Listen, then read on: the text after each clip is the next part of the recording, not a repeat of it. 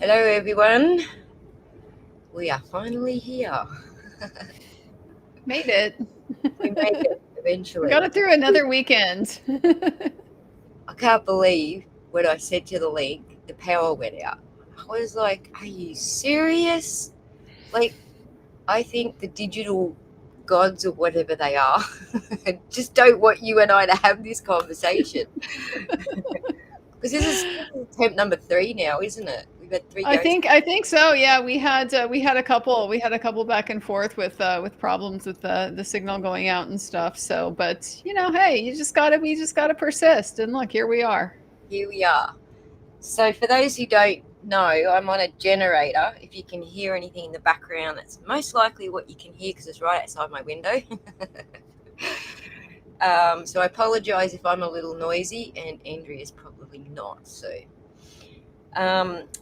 we kind of just going to wing it today, which is what unplugged basically means. Hello, Prince Lover. Thanks for joining us. Um, Unplugged is just generally, let's have a conversation. Let's not really script anything. Let's just go for it and see what comes up. But the first thing I would like to do is just let the audience know, for those who don't know, Andrea is one of our beloved streamers of the Karen Reid trial. And I don't know how you stuck with it all day, every day, like 7 hours a day. I don't know how hard that was for you. But maybe you'd like to share that with us. Like it must be grueling to do that 7 hours a day. Well, it is. I mean, it's a big commitment to do a trial, but that's kind of why my channel is so irregular.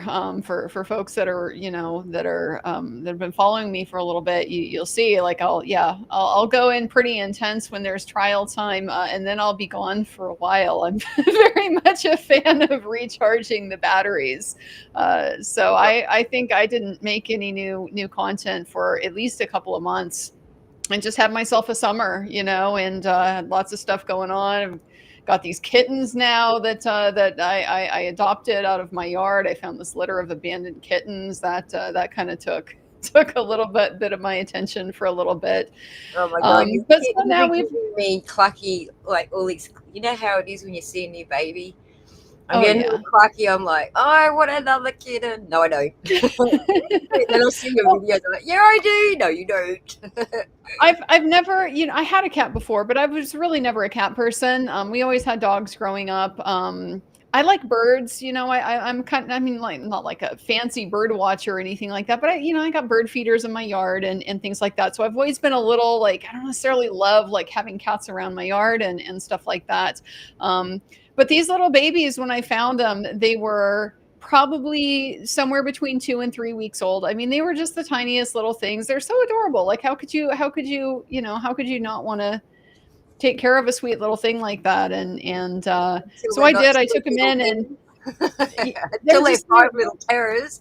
well, yeah. I mean, that's the hook, though, isn't it? Like the toxoplasmosis has already gotten to me by the time they become these chaos demons, and so I get it now. Like I understand the life cycle of the cat person.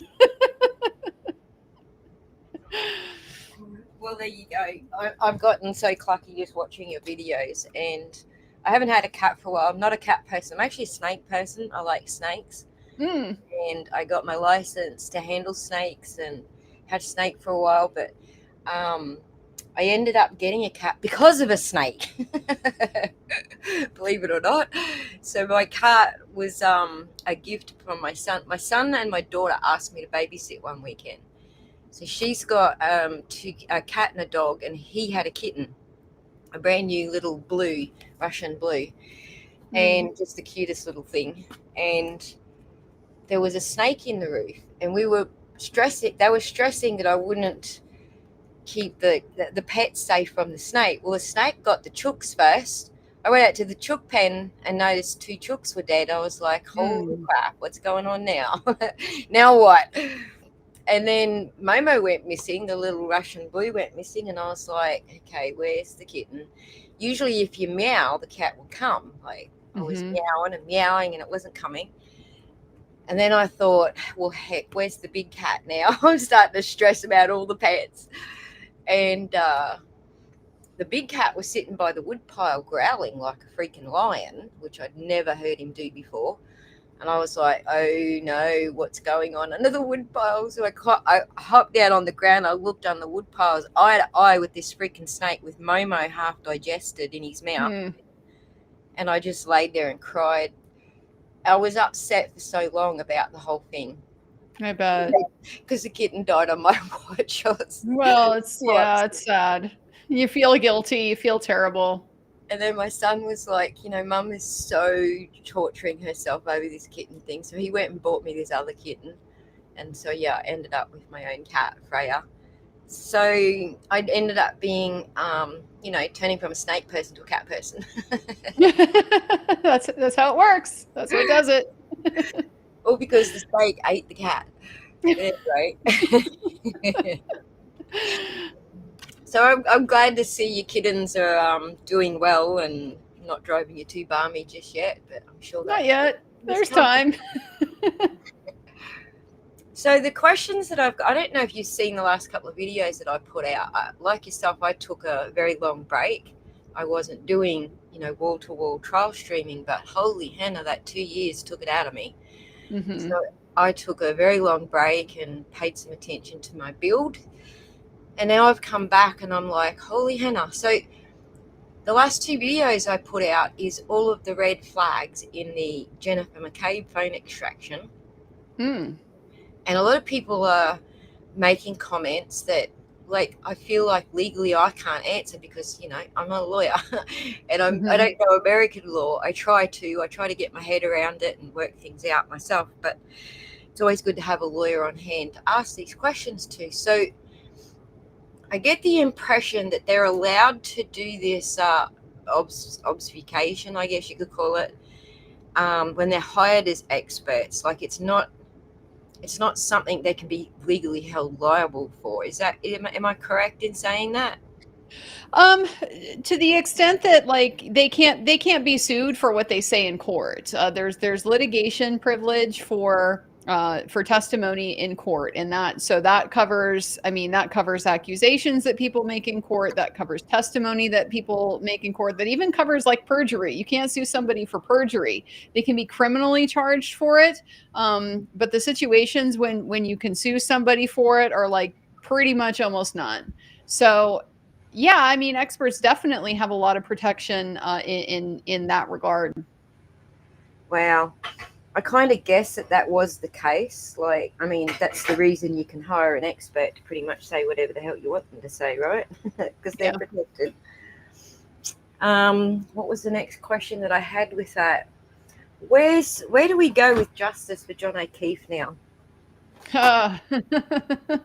Well, that's kind of the $1 million question, isn't it? Because oh my God, you sounded just like AI. Well, the issue is what's the avenue to find out, to explore? Okay, we have Karen Reed's civil case going on. I don't honestly have super high hopes for that. I'm really not following it all that closely. Honestly, I've kind of been waiting to see.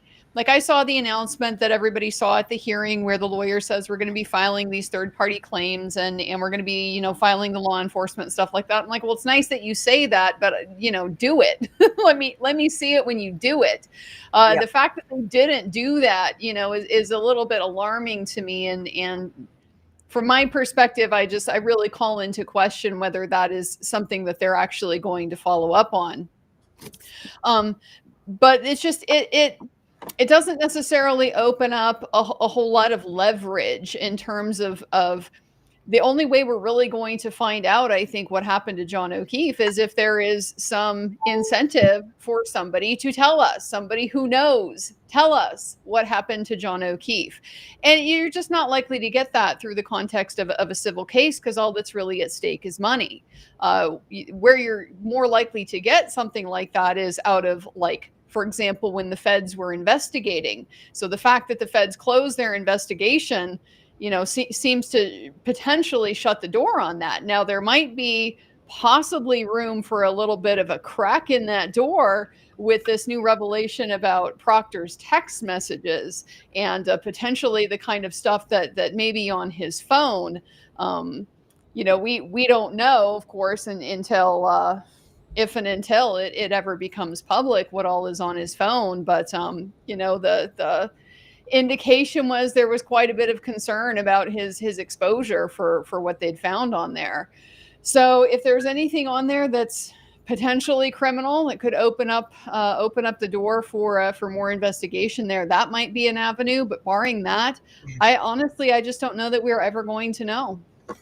Right, because I've been telling my audience, like, the evidence is all destroyed. Like, they sold the house, they ripped up the floor, they sold the dog, they did all that stuff. So all the evidence is gone. Like, nobody can do anything. Not that Morrissey ever had the inclination to do anything. Like, the DA's not going to indict them, but Sure. as far as the feds go, all that evidence is gone. So whatever evidence they already found was obviously not enough for them to go forward with anything, right? Yeah. Well, yeah, exactly. And so that's where I think the hope is that maybe there's something on Proctor's phone that's like, oh, maybe he did in fact take a picture of Karen Reed's car in the driveway at her parents' house, before it got down to the Sally Port there at the Canton PD. And, depending on the condition of a photo like that could potentially open the door. Getting into the cover up and the potential, fabrication of evidence and things like that. Yeah, that leads me into the next question. That's federal territory, right? It definitely could be. I mean, public corruption is well within the ground of federal interest. Now, it brings us back to, like, what was the problem in the first place as far as the initial investigation they did. And we've certainly seen so much now in all of these different cases to raise some pretty serious concerns about the way things get handled when law enforcement is under investigation. And so that's not just Karen Reed's case, that's also the Sandra Birchmore case that implicates a lot of that. But so you can kind of clearly see there's a little bit of a habit of things being overlooked or things being not really paid attention to, standards being applied a little bit different when we're looking at a law enforcement officer as a suspect versus just a random person like Karen Reed. But the challenge from my perspective, when I've looked at this situation, has kind of always been that the corruption angle is a tough one, because you have to prove a quid pro quo. You have to prove that there is some kind of benefit that law enforcement is getting in exchange for their corrupt act. And so that's easy to do in, like, bribery type of situations, graft types of situations. But when what you seem to have here is just this culture, this good old boy culture, where everybody kind of knows, you scratch my back, I'll scratch yours, we'll all be in on this together, just the thin blue line kind of mentality. It's much, much harder to establish that there is, in fact, an expectation of some specific return that you're going to get in exchange for the act that you did. So that may be a legal challenge that they continue to face. But it's just, with everything, it always just depends on the details. How bad is it, and what kind of evidence do they have? Right.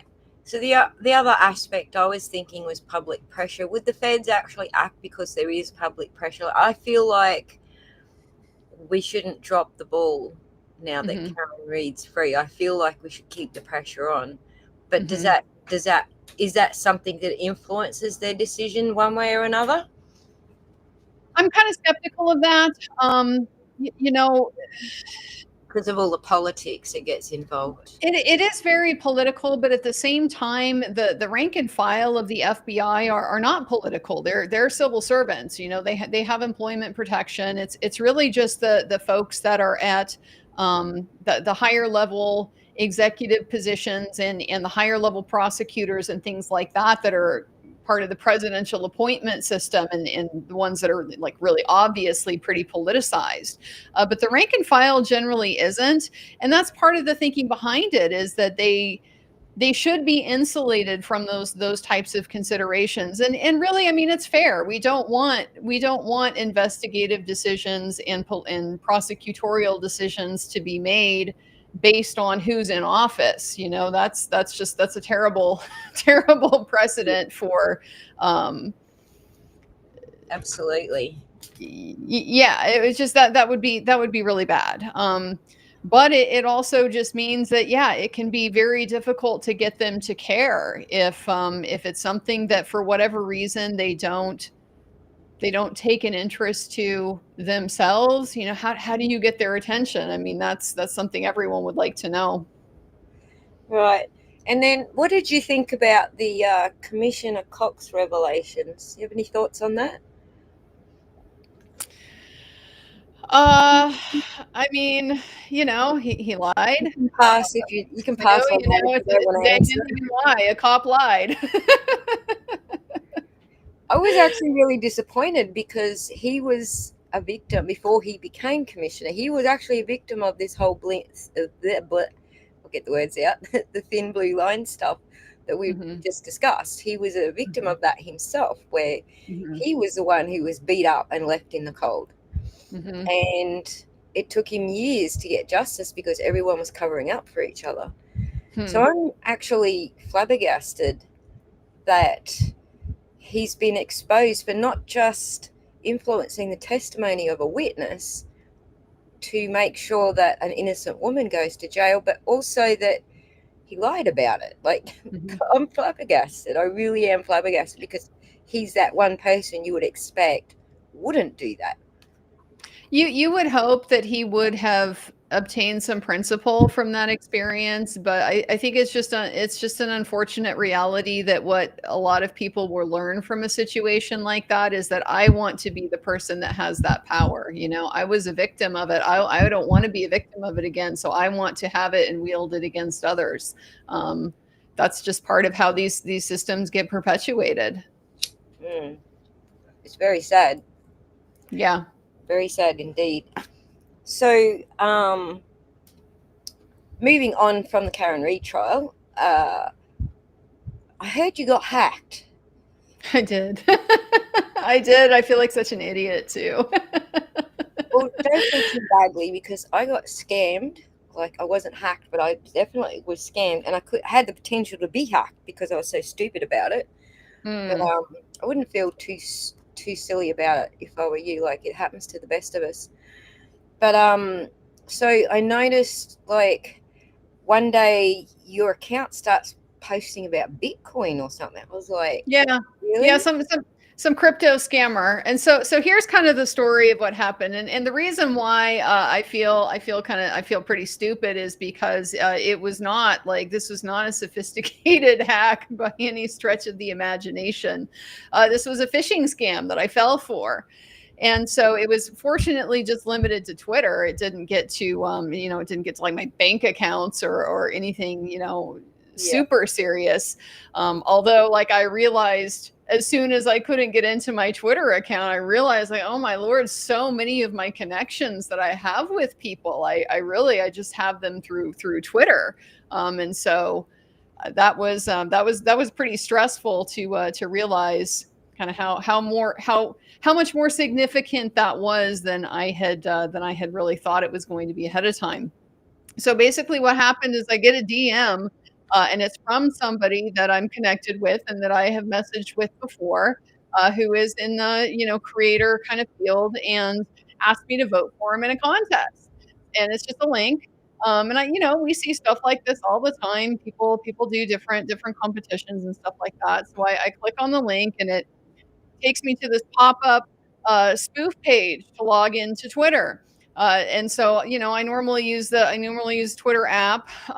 Don't normally use web based, but it took me to the web. I really didn't think about it. I got autofill on stuff. I should have known. Of course, I should have known. Like, that's rule number one: don't log into an account, from some strange link. But I just wasn't thinking, and went ahead and auto-filled it and tried to put it in, and so they got my credentials. And then what happened was a couple few days went by, and I just woke up. I think it was Monday morning, Sunday morning, something like that. And I'd been locked out of my account. They had gone in, they'd changed my credentials, they'd changed the email, they'd put the two Wow. factor authentication on. So I had no way to be able to recover it. And I did go through the account recovery process with Twitter, which was X, and it was kind of a pain, but it was ultimately successful. They got it done. What I had to do is I had to submit a hacking report, and then they ask you to try to log in. You can't. There's a whole different process to report an issue with the two-factor authentication. So I did that, and then what happens is that they make you do it again. They make you wait like a week, 7 days, do it again, and then at that point, if you still haven't recovered it, they'll turn the two-factor authentication off. And so at that point, I was able to go ahead and get there, change the password, change the credentials back. And Wow, now it makes you jump through now some it's secure and I have it back. So my scammer got me by so I was looking for a 40-foot shipping container to put on my block. Mm-hmm. And I saw this, you know how they say if it looks too good to be true, it's probably not. I should have taken that advice because it looked too good to be true. But anyway, I seen this ad on Facebook and I was like, you know what? That's perfect. It's got open up sides instead of the doors at the ends. I was like, that saves me having to put a whole bunch of steel in there to reinforce the sides so I can do that kind of thing with it. All right, I'll pay the extra few bucks. I'll buy that sucker. I researched the company. I looked at their ASIC credentials for the Australian Securities Commission. They're a legit business. Their ABN checked out. I found their actual website where they do international trade, and they trade in these big machinery with the mines here in Australia. So that explained why they have containers for sale. So I thought, all right, we'll do this. But I was caught out by a single dot in the URL. The dot was in the wrong place and I didn't see it. I was doing it on my phone. So I've checked my car in for a service and I'm waiting for the service thinking, I'll just check my mail. Oh, look, that guy's got back to me. So I'm not seeing the URL on my phone. He's like, you got to pay for this now because we've got 3 other customers lined up who want it. And I was like, yeah, I want it. So I paid for it, $9,500. I think it was $9,800. Oh, wow. I paid for it, and then I guess it was 2 days later, my bank. Actually, it was the same day. I was still waiting for my car. They ended up wanting to keep my car overnight, so I booked into a motel for the night. And while I'm in the motel, I get a call from the bank. The bank's telling me, that transaction you just made, that's suspicious. And I'm like, did you stop it? And they're like, no, it's gone through. And I'm like, well, what the fuck are you calling me for? Like, it's a bit late now, isn't it? But anyway, when the bank was telling me this, I was walking out of the checkout and I tripped down the stairs. I was so flabbergasted at what happened. I tripped down the stairs and nearly broke my leg. Oh, God. I'm laying on the floor talking to the bank and then stepping me through why they think it's suspicious and all this stuff. So I tried to get hold of the other bank. So they put me through this whole fucking rigmarole, Andrea, just probably a lot more than you went through for over a month. The bank. Oh, wow. And it was just the bank who let them open an account in this business's name using their ABN and everything was denying any responsibility whatsoever. And my bank was saying, well, we didn't do anything. We warned you when it was too late, but we did warn you. So both banks were like, shrug. My bank ended up coming to the party for half of it. And the other bank was like, yeah, no, stop you. Your problem. But we don't have, you got a few more assurances in America than we do, where the banks actually do have insurance to cover them for these sort of things. And so it's probably just as big a shit fight to get it out of them. But the police, even the federal police, I spoke with them and they're like, you know what, there's nothing we can do about it because this is an international crime. And I'm like, the dude was in Sydney at this bank. Wow. They had to go into that bank to open this account. You can't tell me this person's not in Australia. So the feds didn't even want a bar of it. So Wow. yeah, I kind of felt left abandoned and foolish like yourself. I fell for it. Mm-hmm. So I guess I wanted to share the story, as you say, so that other people can take something away from it. Like, just be really careful. It's too easy to get sucked in. And even Mm-hmm. people like Andrea and I who are experienced with the internet and working on the internet are getting sucked into shit. So it's becoming all the more prevalent these days, isn't it?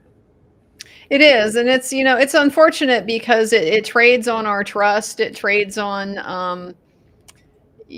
just not trying to be cynical and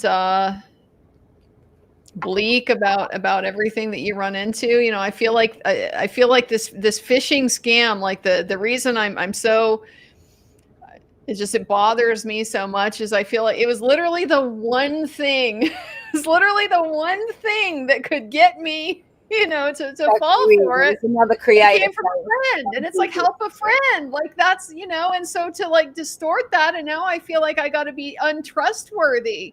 I got a distrust request for help from friends.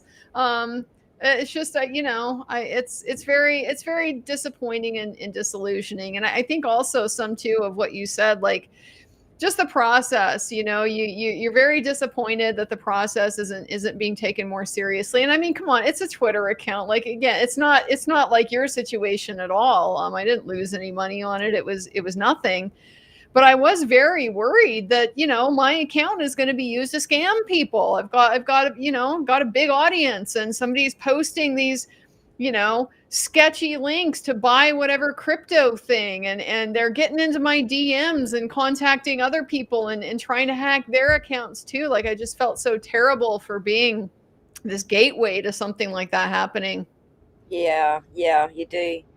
And I can see that side of it too, that because you have such a large audience, there was that worry that everyone else is going to get sucked in. So my Mhm. channel got attacked by I think it was another creator just dicking with us, but I kept getting all these Russian bots coming to my channel, pasting these weird links. And so I banned links. You can't post links in chat or on my comments anymore because of that. Mhm. People were clicking the links because it was on Aussie's channel. She's IT. She knows what she, and it's like, no, don't Yeah. click the links. I had to go through every single post to make sure that I deleted them all.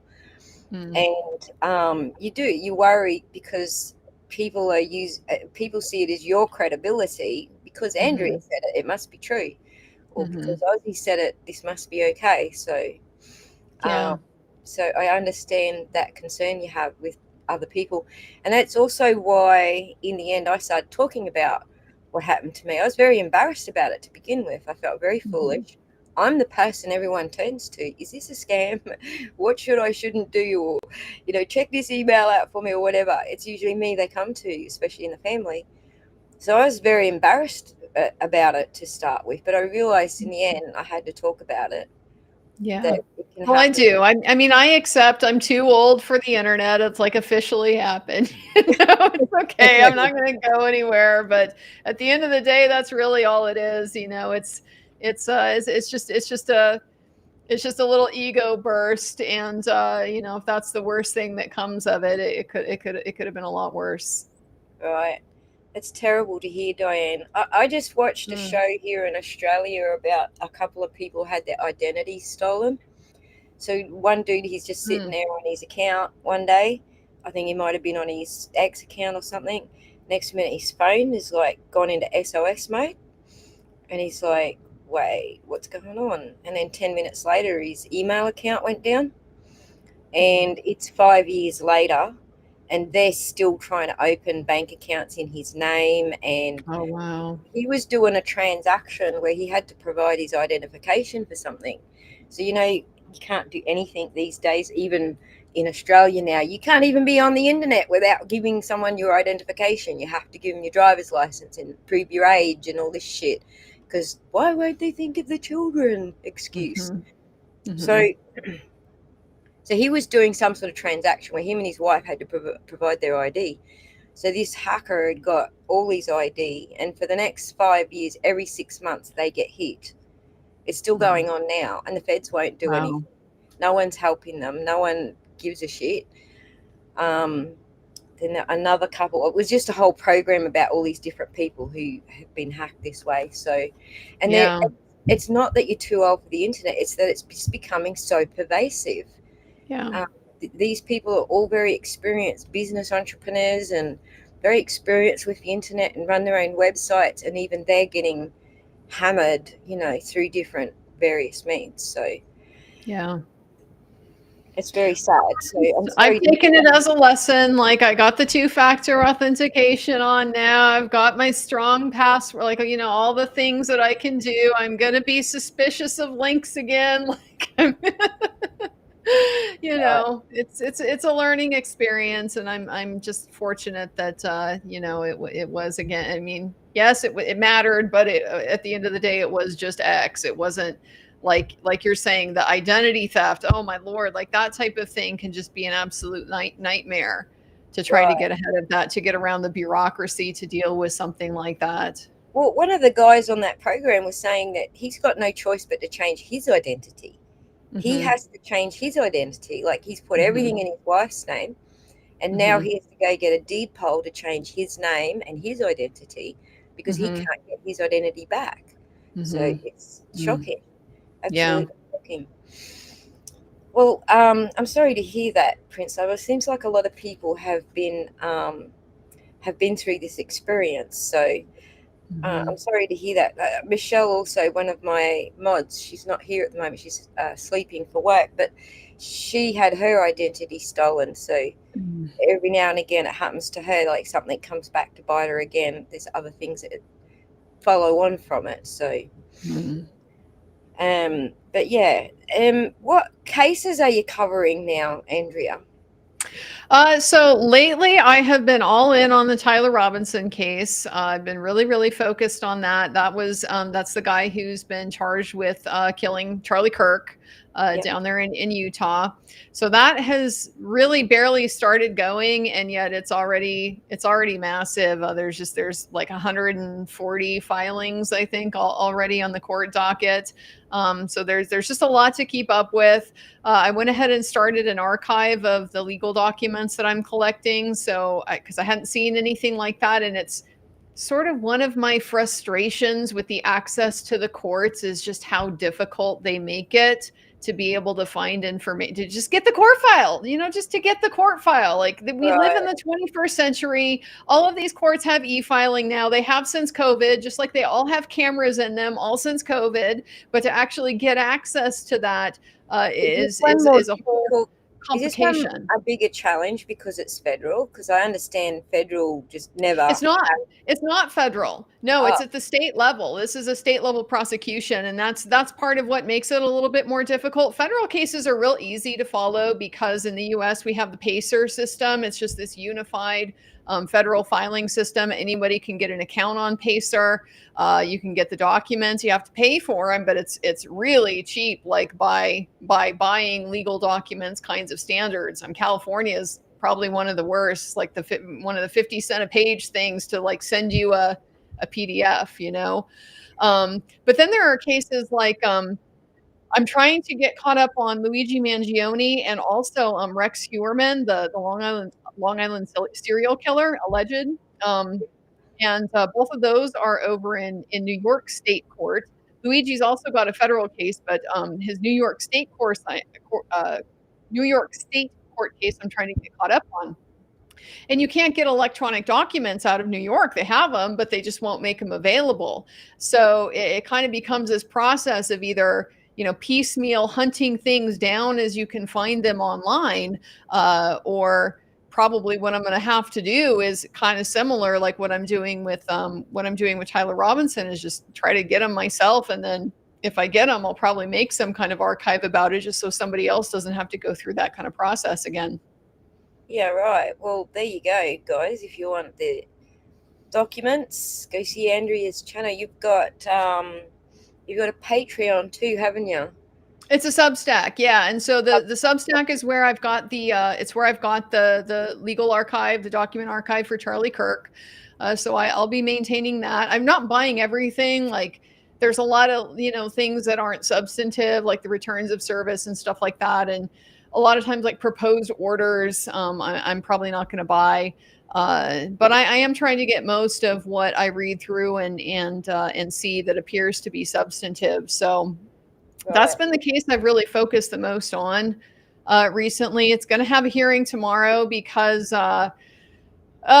it's like so complicated. They were having this very routine argument that they have in all the high profile cases now about, is he going to be able to appear in civilian clothing, right? So the defense files the motion, and they're having this litigation about that. And there's a hearing to rule on it Monday. Well, turns out that in the reply that the defense filed on Friday, they buried that, like, there's this kind of joint request by the sheriff and who runs the security and the defense team. They don't want the cameras in the court anymore.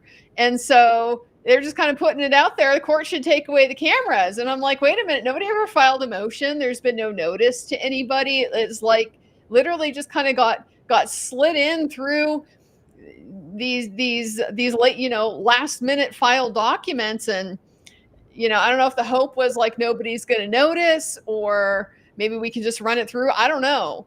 But so there's the slippery slope. That's the slippery slope. Yeah. Because that's what happened here in Australia. We were allowing court reporters to report on cases, and of course you would know some of the biggest cases out of Australia, like the Lindy Chamberlain, the Dingo Ate My Baby case and things like that. Mm-hmm. That was when we allowed media to cover court cases. Mm-hmm. And then there was that slippery slope where all this stuff just started happening, slipping stuff in on the side so nobody noticed. And now you're not allowed to cover any cases. Like, mm-hmm. if you are covering any crime case at all and you speak about it on the internet, the courts will put you in jail or they will at least indict you for contempt of court. So no one's allowed to talk about any cases here. And that's the slippery slope. They start sneaking shit in on the side and nobody says anything. Yeah. Wildly different culture over here. I mean, the problem that we have is because we have very black letter constitutional law grounded in the First Amendment. You cannot be barred from the courtroom. Criminal cases are open. They are presumptively open. The media gets to be there. The public gets to be there. Doesn't mean that there's a right to televise it, but at the very minimum, there's a right to have butts in the seats to be able to then report out what it is that they're seeing. Right. We have the challenge gallery. We have the public gallery, but there's no point in it because once you go there, you're not allowed to report on what you saw. You can't say anything. Anyway. Yeah. No, we can't be gagged here. That's the gagging the press is like almost an impossibility under our First Amendment law. So we just kind of accept as part of the process that there is at a bare minimum going to be court reporting about cases. The problem just becomes that the reporting has become, if it ever was particularly reliable, I can't think of a time in my lifetime where it's ever been like, this is, great. The court journalism is fantastic and it's so accurate and it's thorough. And it's not, biased. It's not viewpoint oriented. And that just really, for me personally, and I think a lot of people that watched with me, it really came to the fore in the Depp v. Heard case because you could just see, we get to watch this trial and see what's happening, and then we get to see what the media is saying, and what the media is saying is just so completely off base. It's so far afield from what's happening. So that's, from my perspective, why the cameras are such an important point of the court process in this day and age, because the media is going to report on it anyway. There's no way to stop that. But we can't trust the media not to be reporting misinformation. And so the camera just lets everybody see for themselves and kind of reach their own conclusions about it. There definitely need to be ground rules. They can't be they can't be, you know, misbehaving. They can't be being disruptive. They can't be like, you know, overly fixating on people, or trying to read the papers on people's desks and stuff like that. I mean, there has to be some rules. Obviously. But like the way that Judge Hippler had it set up at the end in the Koberger case over there in Idaho, I thought that was a great way to do it. You know, he just basically used they use the Zoom system that the court already has. You just have this long view of the parties, long view of the bench, long view of the witness stand, you know, and then there's just no kind of need for the dramatic theatrics, the editorializing that you get from, you know, having someone like Court TV maybe run the camera. Yep. So are you concerned that they're going to try and railroad the Charlie Kirk guy? I can't think of his name. Tyler Robinson, is that his name? I think. I'm not particularly alarmist about the case, at least at this point. I haven't seen anything that suggests it's unlike any other case. Like, from my perspective, I'm a defense attorney. I'm always a little bit suspicious of stuff. I have questions. I'm going to want to know, like, what is the evidence going to be? Here's holes that I spot. Are these holes going to be filled? And if so, how? And that's just normal in any case. It's part of the process, because absolutely, people actually hung me, drew and quartered me for saying that, you know, she's a defense attorney. Of course she's going to look at it that way. That it's kind of stating the obvious. Well, and you know the law better than we do. So it's just how I have learned to encounter cases over, you know, almost 20 years. If I had been a prosecutor, I am sure I would look at cases differently. You know, I'd have a different perspective on it. But I just, what's kind of ingrained in me is I get a probable cause affidavit and I read it, and I will see it the way I see it as a defense attorney. I will have my little checklist of, oh, okay, here's a gap. Are they going to fill that? This might be reasonable doubt. Here's evidence that I'm going to want to follow up on myself. Here's things that I think are critical. Here's things that may not be so important.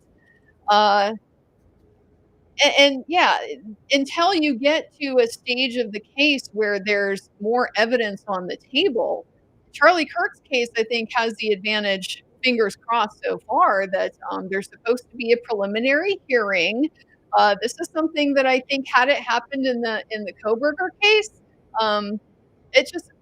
it might have gone a long way towards alleviating some of the questions that I believe are legitimate. I had a lot of questions about that case from the probable cause affidavit and just the kind of bare information that we had gotten in the early part of the case.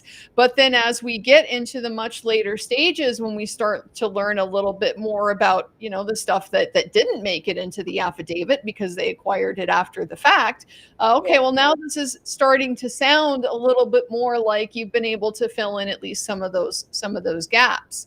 And that's the gaps are what create the space for there to be conspiracy theories, for there to be speculation and misinformation, and people, you know, just doing whatever to try to fill in that gap to come up with some kind of explanation. So just where they're at right now for me is normal. There are holes. I see that there are holes. I have no idea if they're going to be able to fill those holes or not. If they have a preliminary hearing, I think we're going to, you know, see a lot more evidence vetted, and that'll give us a much better perspective on, you know, how well are they going to be able to tie all of these pieces together to show this is the guy, this is what happened. Here's the trail.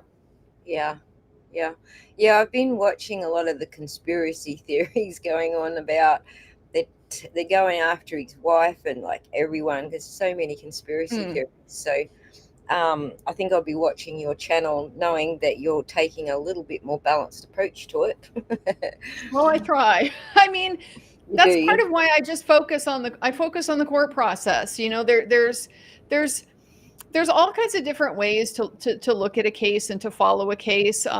There's a whole sleuthing, side to looking at a case, and Exactly. sometimes that's done really well. Sometimes that can, cross some lines, but it's just a different focus. I'm my perspective on it is that if there is evidence out there that's going to be helpful to one side or the other, they're gonna find it and they're going to present it. Like we're gonna know about it, because that's the whole point of having the adversarial system. They have the incentive to hunt that kind of thing down, and do their best to try to find a way to use it. So for me, I don't feel a need to like go and try to find the evidence myself. And I don't know. I'm skeptical of that process anyway. Like I remember the Boston Marathon bomber. Like Reddit thought they were going to find the Boston Marathon bomber, and arguably, got the guy killed in the process of trying to do that. Yeah. There's just a lot of pitfalls from that type of approach. So it's not mine. Yeah.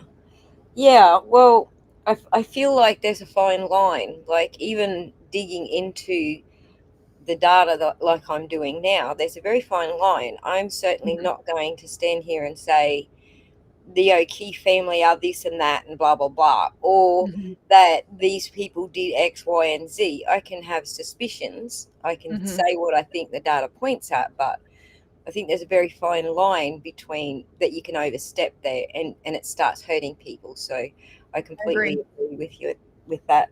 But I am one of those sleuths, unfortunately. But I don't hang out on Reddit if that makes you feel any better. Well, no, I mean, like I said, there's good ways to do it, and there are less good ways to do it. And I think most people are, trying to be responsible. Most people, I'm an optimist. I have a positive perspective on people. I think that most people are good intentioned, and they are, ethical people, and they do give some thought to things like how is this going to potentially affect other people, Yeah. and stuff like that. So And there's a lot of people that don't as well. So yeah. that's one of the things. Like I don't know if you're familiar with Will the Glare. It's one of the things that his and my channels have been about since day dot. He's been doing a lot longer than I have, but just coming out and calling people out who were doing that sort of thing, like you're harming the families or the victims, or the victims of the families. Mhm. Sorry, the families of the victims. I got that backwards. Um, so yeah, we've done a lot of that in our time, like people who just get carried away. There was Mhm. during the Richard Allen trial, one of the things that upset me the most was people blaming her sister. Mhm. That really got on my goat. Like a lot Mhm. of, if you saw me post anything negative about that, that's who I was posting about. People who were blaming the sister. It's like Mhm. this is where you're doing harm. You're not actually helping anybody. You're not Mhm. solving the crime. You're not helping anyone. So Mhm. that's sort of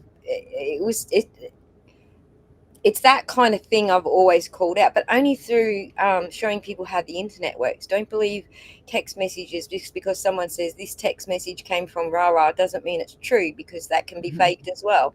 Mhm. Just because you hear an audio doesn't mean it's true, because that can be Yes, faked. So, absolutely. And um, that's exactly one of the reasons why I focus on court. It's got to at least pass some kind of minimal hurdle of authenticity to be able to make it into the court process. At the very minimum, you need somebody who's willing to say this is an accurate representation of whatever it's supposed to be. absolutely. Somebody with knowledge. And so, um, you know, is it 100% reliable? Of course not. But it's at least some kind of filter. The internet is anything and everything, and there's just no way to really be able to vet what's legitimate and what's not. Mm. I think I'm leaning very much towards this same concept that you're talking about, that if it's coming through the court channels, then it's actually worth digging into and looking at. Whereas previously, like in my earlier days before I had this audience, I only had like 1,000, I guess, most of my YouTube time. I was getting involved. I was getting into the weeds and getting involved in the Reddit type sleuthing, Mhm. that was where I didn't want to go, but that was where I was at. So I took it in this direction where, how can I teach people about what's real and what's not, and Mhm. how to discern themselves what's real and what's not, especially on the internet. Mhm. Um, so yeah, and I think that that's probably where I'm going to stick. I'm going to stick to most of my content. And okay, this came from a legit channel, so I know that this is legitimate thing that I can look into now. Mhm. So it's been a long road, and there's actually people in the audience right now who have seen me trek this road from day dot. So where I got into the weeds in the Reddit crowd and moved forward. I think the Karen Reed trial changed everything for me, because I realized that through this trial there is that technical side that's really lacking in the court system. A lot of Yes. lawyers don't have that technical background. They don't understand some of the concepts that are involved with the technical background. So I Mhm. think that's sort of it's my lane, Mhm. so to speak. So, and that's what I tell people when they come and say, well, you should be looking into this case. It's like, no, that's not my lane. You need to Mhm. go see someone else, that's their lane. So Sure. I really appreciate that we all have our lanes. Like, one of the things I know I can get from your channel is the appeal side of things, like Mhm. what's legitimate for an appeal process, Mhm. and um, how fed income that could be. Like, this is probably a very weak case, or this is probably a very strong case. I know I Mhm. can get that from your channel. But then I go Mhm. to EDB's channel, and I know I can get a pretty solid prosecutorial perspective on that same thing as well. So it gives me a Mhm. lot of balance, like knowing that you've got your lanes Mhm. and your own things that you cover, and to what degree you cover them. And even Melanie Little, there's the cases that she covered involving the churches. Those are That's a completely different perspective again, outside of what you and EDB cover. Sure. So everyone's got their lanes, and I love it. And I really appreciated that you guys didn't mind me sound grabbing bits from the trial, so that people could understand how the lawyers were reacting to certain things in the trial. Mhm. We truly appreciated that here, not just the time that you put in, which I would just say, I was a, I was a sucker for your channel always, because I can't keep up with the other channels. They just go too fast. Like, Hmm. 50,000 people have said something to me. Hey, Aussie, hello, Aussie, and I can't reply that quick. In your channel, I can like keep up with the pace. I'm Good. kind of getting old, but I was a bit of a sucker for yours and Melody's channel. Melanie matches my level of outrageous, how outraged I am. And your channel was just, oh my, it was my pace. And you guys covered some of the technical points, I felt, very diligently, that other channels were sort of glossing over some of the technical points of law. So I really Mhm. enjoyed watching your channel, and enjoyed covering all the funny bits that we were able to cover in our mashups. Some of it, not all of it was funny, but that was really what I was aiming for, was, just the bits to lighten the situation, because it was really a heavy situation all the way through the trial. And even now it still feels very heavy, because Officer O'Keefe still hasn't got justice. So Yeah. um, Well, I appreciated what you did with stuff like that, because people are going to have different attitudes about court trials, and especially a case where somebody's died, a homicide type of case. It's not funny, but you still have to have some levity in dealing with the process. I've never had the attitude that, watching a trial needs to be something funereal. There's some absurdity with it. There is some dark, heavy stuff a lot of times that it can be helpful to deal with that sort of thing, to not get overwhelmed by it, by just trying to find the humor and find the absurdity in the situation. And I mean, the stuff like the way that the defense team was having to deal with Judge Cannoni, and just kind of how absurd it got at some points, like how ridiculous it was. Like, what are you going to do? Are we going to all hang our heads and cry? Or we can just laugh about it, because it's so ridiculous and it's so obvious. Like, how are you the one person that doesn't see how freaking biased you are in all Exactly. Exactly. I found the whole thing was very, very heavy because, someone's life was on the line. Someone had died and someone's life was on the line. So I don't know how you guys do that, day in and day out. These are very heavy situations, but on the same token, the moments of levity are what get you through it, right? Like, just that moment where you can lift yourself up just a little bit and go, this is not my trial, this is not my case, this is not my client, so I can actually have a joke about what that prosecutor's doing or saying or whatever. So Bob wants to know, does Andrea still believe Jo was punched in the nose? Definitely. That That guy was the was first beat thing up. you Look said, at him. wasn't it? Look at him. Eye test. He was beat up and his arm was chewed up by a dog. For those who don't know, Andrea was actually out with the Karen Reid case because of all the other stuff that was going on with all the background noise that was going on with Kate Peter and Aidan Carney and stuff like that. She was out. And who dragged me in? And how? I sent Andrea a message. I actually dragged Larry into it too, although he probably doesn't realize it was through his girlfriend. But I sent Andrea a message, knowing that she's a boxer, like in her spare time, she's an amateur boxer. Well, I thought because you were teaching boxing, that was a different level, but amateur is the correct term, correct? Yeah.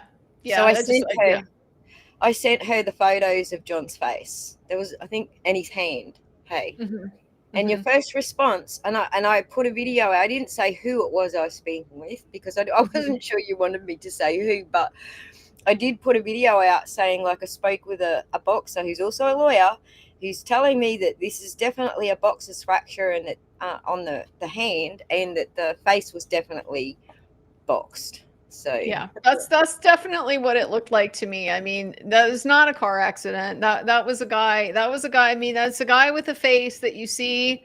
You'll see a face like that coming out of the ring if people are in there doing sparring without headgear and stuff. I mean, it was very obvious to me. I was familiar with it not because of having anything to do with fighting. It's just I had an ex-husband who would drink and get into fights all the time. So that's the only reason I was familiar with the facial injuries. I mean, I've seen some.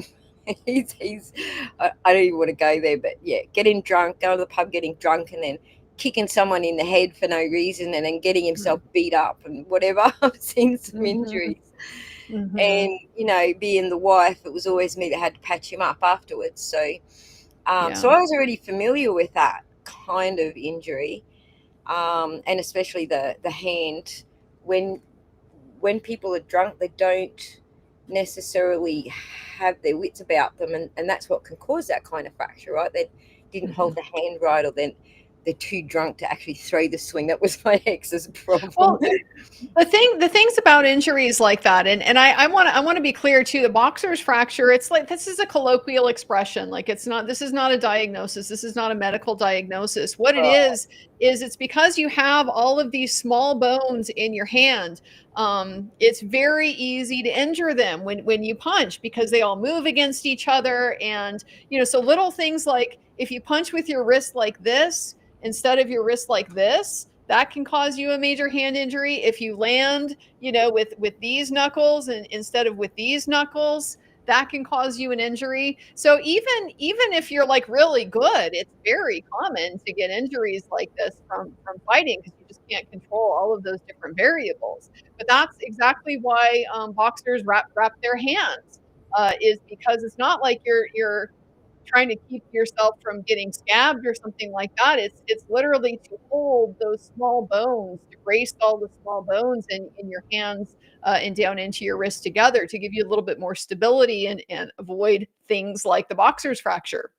So, Right. Yeah, that's super common. You hit them just a little bit off on this side of your hand, and all of these bones in here get all stressed out and get damaged. You get soft tissue damage. You can get an actual fracture. Um, that's what it looks like to me. This bruise on the back of his hand. You see that kind of thing frequently. You get a Right. you get a you get an And then injury like you put it together with the facial injuries, and that. that's where you rule out this This guy could was have in a fight. yeah. And so then as soon I was like, who is this anyway? What case is this? You're like, oh, this is John O'Keefe. I'm like, this is the guy they're saying was hit by a car. Okay, I gotta watch this now. You were hooked after that, and I then you was. did wall-to-wall trial coverage. I was so pleased that you got into it. The same thing happened with Larry. I was talking with his girlfriend, and I know she covers on her channel. She covers women who use the law against men as a weapon, kind of thing. Um, Mm-hmm. I'm not sure of the exact terminology legally, but you get what I'm saying. Sure. But that's the Oh, sort like of false accusers and things like that. I remember Chandler from Johnny Depp. right. So I sent a message through to Chandler giving her some of the backstory about Total Boy, because a lot of people were going, because this is what the media did. They specifically set out to discourage people from following anything to do with Total Boy because they needed to railroad him.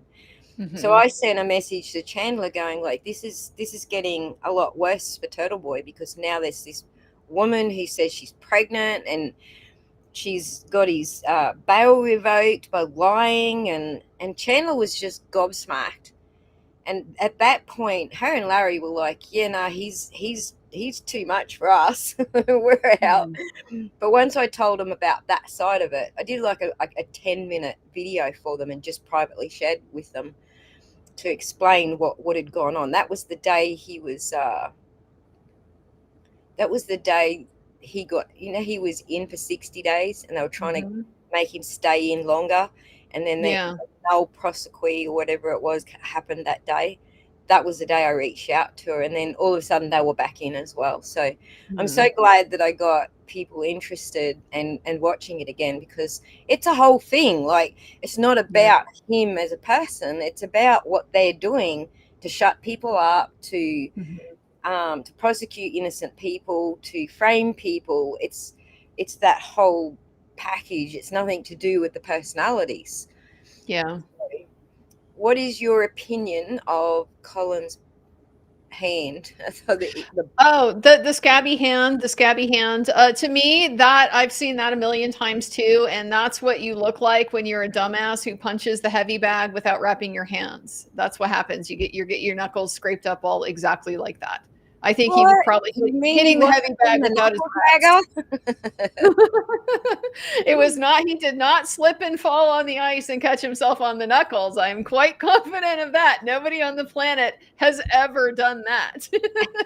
It was hilarious because I use the term knuckle dragger a lot when I'm describing people like Colin who just fight for the fun of it, just because they're tough guys and pretending that they're tough and whatever. But that's my Mhm. term for that type of character, is knuckle dragger. And Mhm. then he's in court going, well, I actually literally dragged my knuckles. No, you did not. So I was in your stream through that part of the testimony. That was hilarious. Your reaction to it was That hilarious. was one of the dumbest excuses I think I've ever heard. I mean, I've heard a lot of dumb excuses. Okay, did criminal defense for 20 years. I heard a lot of dumb excuses. That is one of the dumbest ones I think I've heard. Literally nobody has ever done that. And everybody listening knows. Nobody has ever done that. Like, nobody is going to catch themselves on the ice with a fist. How Yeah. do you even come up with that? Obviously, Jen. He was obviously consulting Auntie Jen. Like, she just came up with some of the most weirdest stuff. And when you hear her testimony, that's weird enough. But looking at how she tried to doctor her records and then hand them Mm. in to the police, Hmm. that is a whole other level of weird. And you can tell that they didn't really know what they were doing just with all the shit that I've uncovered with the records now, I've been trying to get. Do you know? Just as a side note, do you know if and when we're going to be able to get the exhibits for trial 2? Yeah, they should be public record. Anybody should be able to make a request to get the exhibits. It should be now. So I wonder Yeah, why no one because has. there's no appeal or anything. I mean, even if there was, it still shouldn't interfere with the ability to get the exhibits.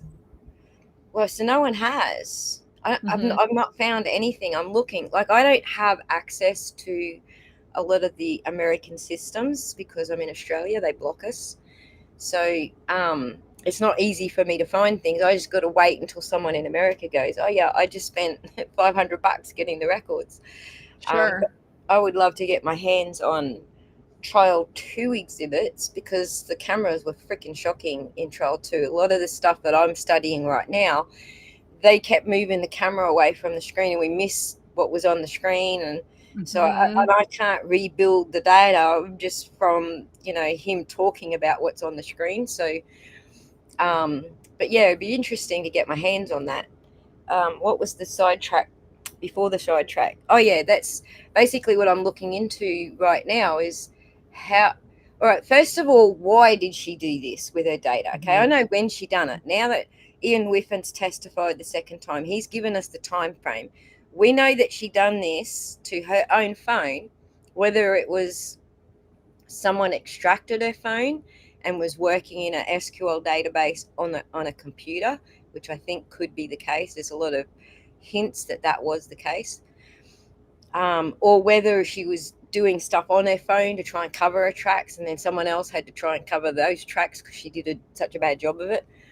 One way or the other, the absurdity of her doing it to begin with, because Karen didn't know all these people were involved in this shit until she started getting discovery. This is all being done on the 31st of January through to the 2nd of February. All this mischief in her phone is going on between those dates. Well, obviously straight after John was found and up to Karen's arrest. So Karen didn't know that they could be involved. So all of that mischief just is in itself, the fact that they had to do it in that period before Karen even knew any of them were involved, is consciousness of guilt by itself. Do you get what I'm saying? Oh, absolutely. Yeah, of course. Of course. Like it reminds me, yeah. Yeah. Before you would have had a reason to think that you needed to defend yourself, you're already taking these defensive steps. That's always going to be pretty sus. Right. It's not really evidence of anything except maybe consciousness of guilt. But at the same time, why? Why are you doing this in this time period? Not after she's got all the discovery and she's going to start, pleading a third-party culprit defense. Why before any of that even happens, before she's even arrested? So that's been the big eye-opener for me, looking at Ian Whiffen exposed when this data manipulation was happening.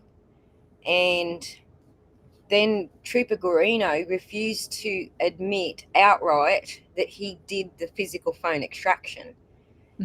He had the extraction, is as far as he would go. So it seems to me like someone did this and gave him the results, the extracted results, after they'd done all this doctoring to it. So, or that they've done it and then put it back on the phone, and then given him the phone to extract. But he wasn't admitting to that part. Like, he was avoiding having to admit that he didn't physically have his hands on the phone. So whether he did or not is still up for debate. So, but I just thought it was fishy that he was trying not to answer that. Give me 1 second, Andrew. I've got a door knock. Oh, sure. Well, and I'll just I'll just fill the space with that that was part of what was so suspicious about the lack of a chain of custody for any of this stuff. I mean, never once did we get an explanation of who gave John's phone to law enforcement. We had Carrie saying she gave it to a first responder, and then just the next thing we know, suddenly it appears, in the Canton Police Department, where they're able to do the extraction of it. Same thing with Jen's. We don't have a real clear, like, here's what we did, here's how we handled it, here's how we processed it. And that's just the type of thing that is so routine. It's routine to document that kind of thing.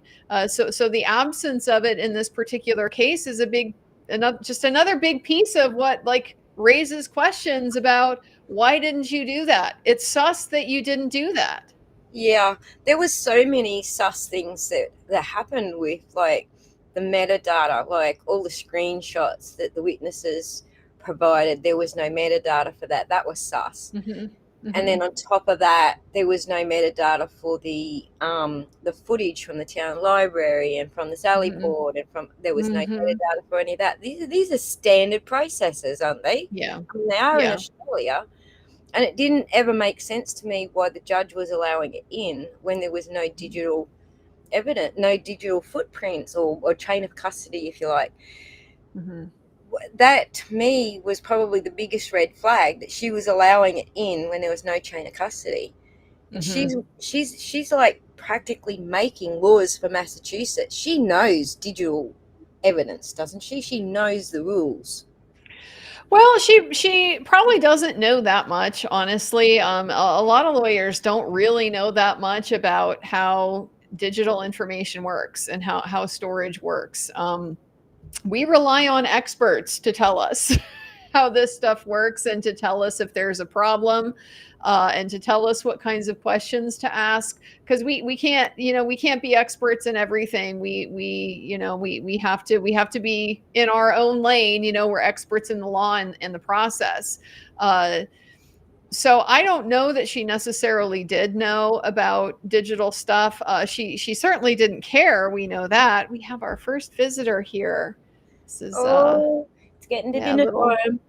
Little sweet Joan, little sweet Saint Joan of Arc here has decided to join the party.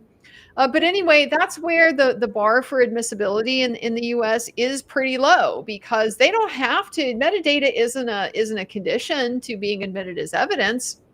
All that's required to admit a video into evidence is for some person to be willing to get on the witness stand and say, that's a true and accurate copy of what I saw, or that's a true and accurate depiction of the Sally Port, on the day in question, or this is a true and correct version of what I extracted from the Sally Port, the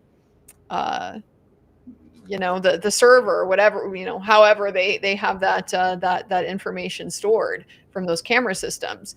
And so, it's not like people have never lied under oath, but that's all that's required as that floor. And so that's why it's very clever what Judge Cannoni did, because what it effectively does is it shifts the burden over onto the defense to have to prove that there is a problem.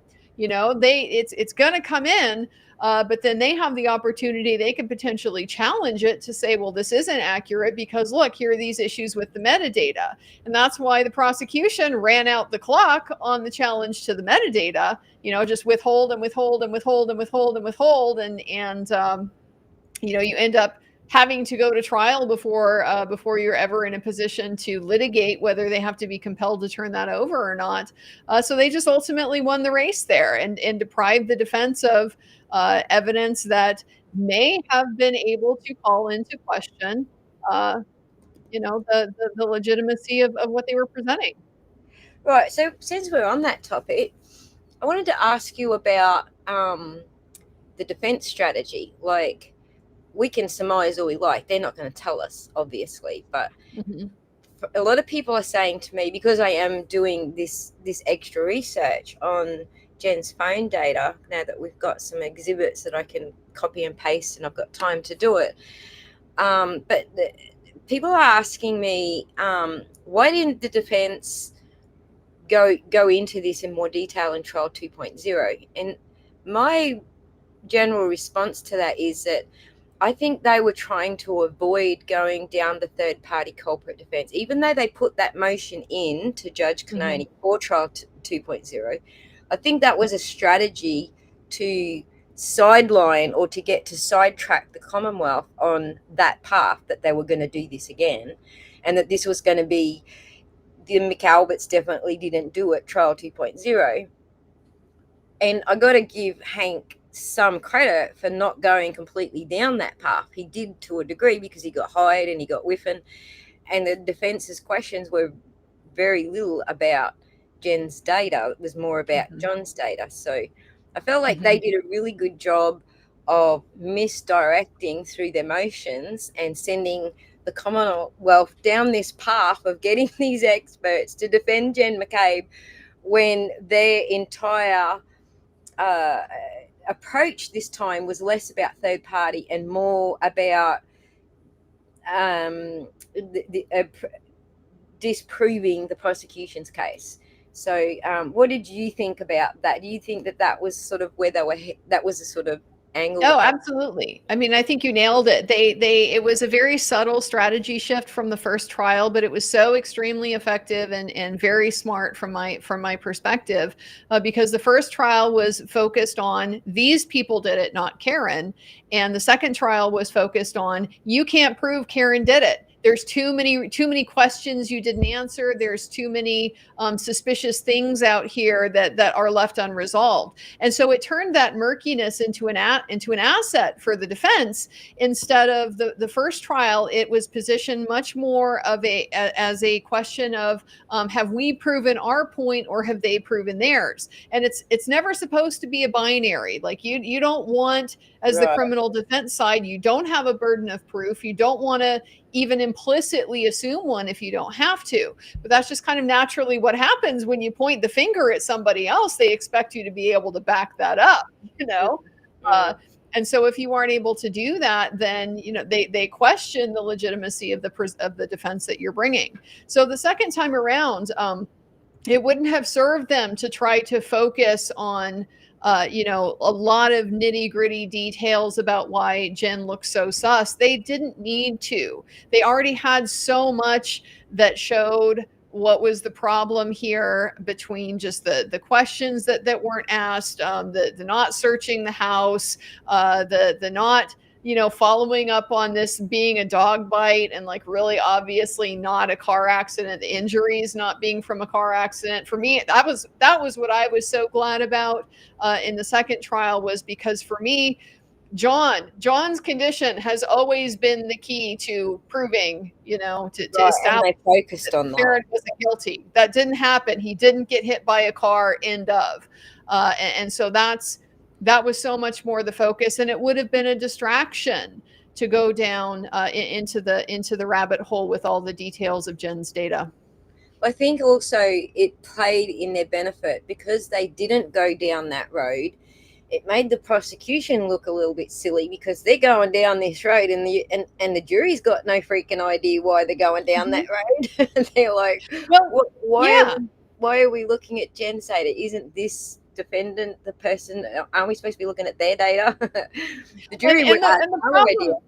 I think part of the problem with it too is because Hank couldn't close all those holes either. You know, like it or not, you're going to have a dispute over the significance of the 2:20 a.m. search. And did it happen then or did it not? His own experts couldn't say, here is what that artifact means and what caused it to be on their phone. Like their best expert still testified, I wasn't able to replicate that. So even trying to take it off the table, like you really didn't. All you just established was there's still more here that you don't even know. Put more focus on it when the defense had no intention of even going there. So yeah, but I guess that's also the downside of the prosecution has to do their case first, because they don't know what the defense is going to put on their cases next. So yeah, well, they're at a strategic disadvantage, and that's where, in so many ways, from my perspective, Lally did such a better job than Hank did. And by doing that whole massive pre-buttal case, we called it during trial one. I mean, he called everybody to the stand.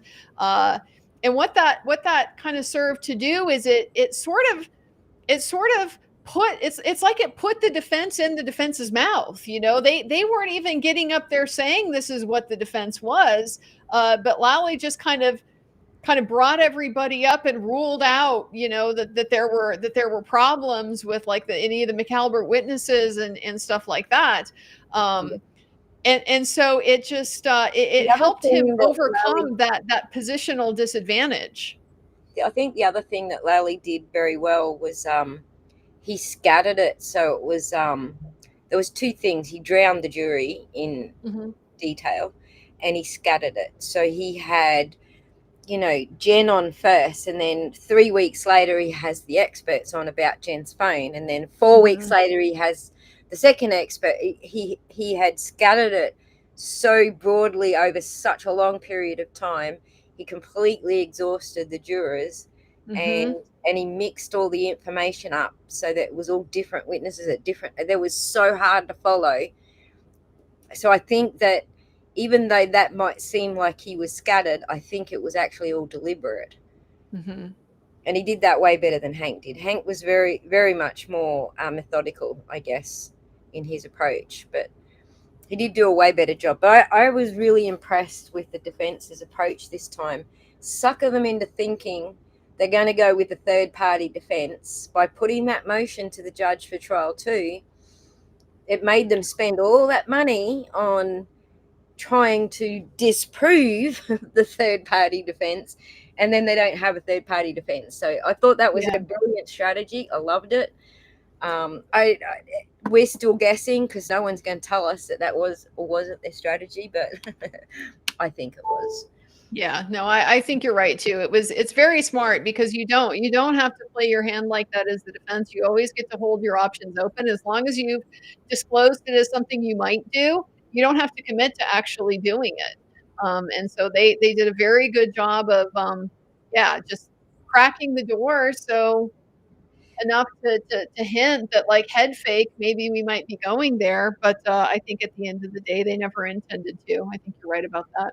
They did a very good job. Like they focused on all the right things, and I think it was talked about a lot between trials amongst a lot of the lawyers about this being the better approach, and I thought it was too. But I just wondered, do you think that they listened to the feedback from lawyers between the two trials? I think so. I mean, I think anytime you don't get the jury verdict that you want, you're going to listen to feedback and you're going to do what you can to try to tweak your approach, so that you don't make mistakes the second time. It doesn't mean they made mistakes the first time. It just means that it would be a mistake to repeat it, if it didn't work the first time. And so, it was, like I said, I think it was a very subtle shift that they made. But ultimately, I think very effective, and they stuck with the stuff that did work, that they got, I think, good feedback about, like Lucky, for example. I think Lucky, was such a popular witness among like all of us out here in this land that were watching it. He just came across as so sincere and not having, he had no reason at all to put himself in the situation. He had nothing to gain by it. He had plenty to lose from doing it. More to lose from doing it, exactly. Yeah. Absolutely. And so not getting shook by, because if you believe Lucky's testimony, John wasn't there. And if John wasn't there, then Karen didn't hit him with the car. And so the fact that the jury in the first trial didn't, straight up acquit her means they still had some question about that. So it could have put him in a position to think, well, maybe Lucky's not that good of a witness. Maybe we should, we shouldn't focus on that. But they didn't, and they stuck with their gut. I think their gut feeling about it, and the general feedback that I think the sort of popular consensus was that Lucky was a very good witness. And so yes, he was very popular. So can I ask you to speculate on some things? You can ask. And you can say no. So we have at least agreement on that. So if I ask you to speculate on something you're not prepared to, please just say so. We're not going to be insulted. But do you think Lucky was actually the target from the get-go? That they put John's body on the lawn right when the plows were due to go past because they thought, well, not Lucky specifically, but whoever was driving the plow, they thought they could pass this off as an accident? Well, I mean, we're definitely speculating. My view on the situation, I seriously doubt there was really much of a plan at all. I don't feel like this was a real nefarious cover up. I feel like this was most likely, because I don't think anybody intended to kill John. Like that's No, I my don't read on the either. situation. If I this don't was a either. fight that went bad, nobody expected it to happen. And it was just kind of, oh shit, how do we deal with it now type of a situation. So See, I think I'm not even sure that they were aware that John was so close to death when they put him out there. I it think that could. they were assuming, look, someone will see him, the plows are going to go past, he'll forget because he was drunk, he won't remember he was here, it'll be Mhm. fine. And that was the point of Jennifer McCabe searching at 227. What time frame have we got? We don't want to kill him, we just want to get him out there when the plows go past so someone sees him. Mhm. That's all Mhm. we want to do. And I don't think that they had that plan to kill him. But Yeah. that sort of leads into my next question is there would be, if they did put him out there not thinking that they were killing him, but they thought someone would find him, that would just be a manslaughter charge, wouldn't it? It wouldn't be like murder like Karen was Yeah, facing. there's I mean, it's this here's where it gets to be, I think it depends on the details. Because it's just murder, the difference between murder and manslaughter is, did they intend to kill him versus did they do something reckless that ultimately led to his death. Yeah, You get a lot closer to intending to kill somebody if you do something intentionally. You intentionally do something knowing under kind of circumstances where it's pretty likely that they might die. So like, let's say they had chucked him out there on the lawn at 12:30, 12:45 in the morning and let him lay out there all night until 5 in the morning or 6 in the morning. I think you're in a much stronger position there to argue that that's murder, because you did that. And you can, there's like this knowing that saying the in the law, blizzard was this coming. maxim in the law, that you can infer a person intends the logical and probable consequences of their acts of their actions. And so if you intended to leave him out there for 6 hours in the cold overnight, you intended for him to die in the cold. If you just hucked him out there at 5:30 or whatever, after Jen makes her phone call over to Nicole, then you almost certainly didn't intend for that to kill him. What time did you know Lucky say he went past and saw the Ford Edge? 3 a.m. So that's when they put him out there. 3:30, yeah, 3:30. It was around the 3:30 mark to meet the which is, so Jen does this Google search. We know we can have him out there for this period of time before he dies. So the plows are due at this time. So that's why it all sort of fitted together to me in my Hmm. speculation, which it is Hmm. totally speculation. But yeah, I was just curious about, yeah, whether you have various degrees. Does Massachusetts have various degrees of manslaughter moving into premeditated murder like the other Hmm. states do? Oh Yeah. yeah, yeah, absolutely. So it just makes you wonder, like, that point where they realized he was dead, that would have been that would have been the holy shit moment, right? Like if they didn't plan this and they did think, we could just pass this off as a plow accident or whatever. He was Hmm. just drunk and slipped or whatever, and someone finds him. He's alive. Everything's good. He won't remember anything. That's one level of violence, let's say. Hmm.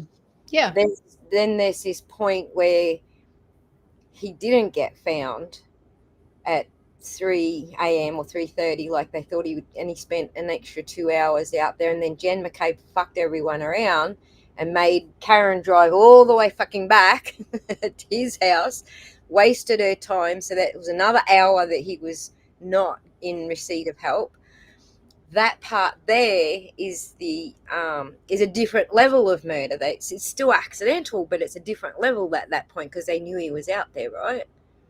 Well, potentially. I mean, that's where I think you start getting into the gray area between what's a manslaughter and what's a murder. You know, what are you intending to do here? And so it's there's overlap because you're really talking about risk and known risk and that language from a legal standpoint is kind of manslaughter language. You know, well, there's a risk he could die and you left him out there anyway. It certainly justifies a manslaughter charge.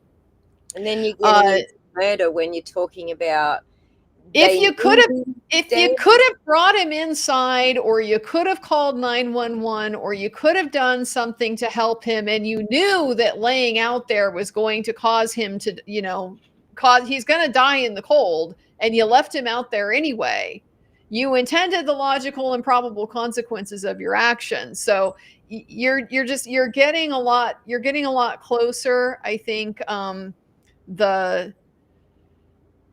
the more you get into a situation where they left him out there and did not render any kind of aid, you know.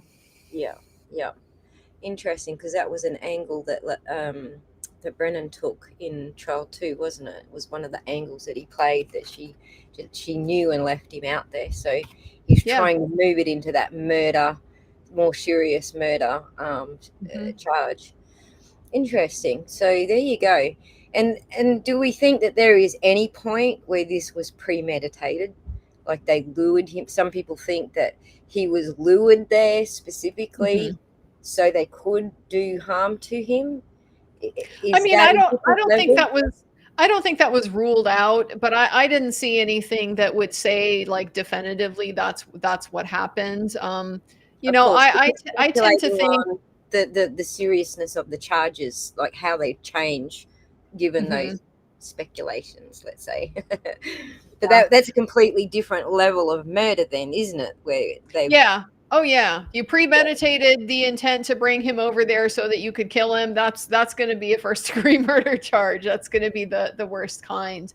And so, I mean, yeah, you're just typically going to have pretty good evidence of that. And if that case had gone to trial against the McAlberts, you know, and I'm the defense attorney in that case, I'm gonna be like, look, this was a drunk night out. Okay, these are guys getting in their feels. Okay, Higgins got a little upset when he saw, you know, and so it's just guys being guys, and none of this was intended. It's just kind of how things unfolded. And alcohol, unfortunately, has a way of encouraging people to impulsively make very bad decisions, and that's what the case is about.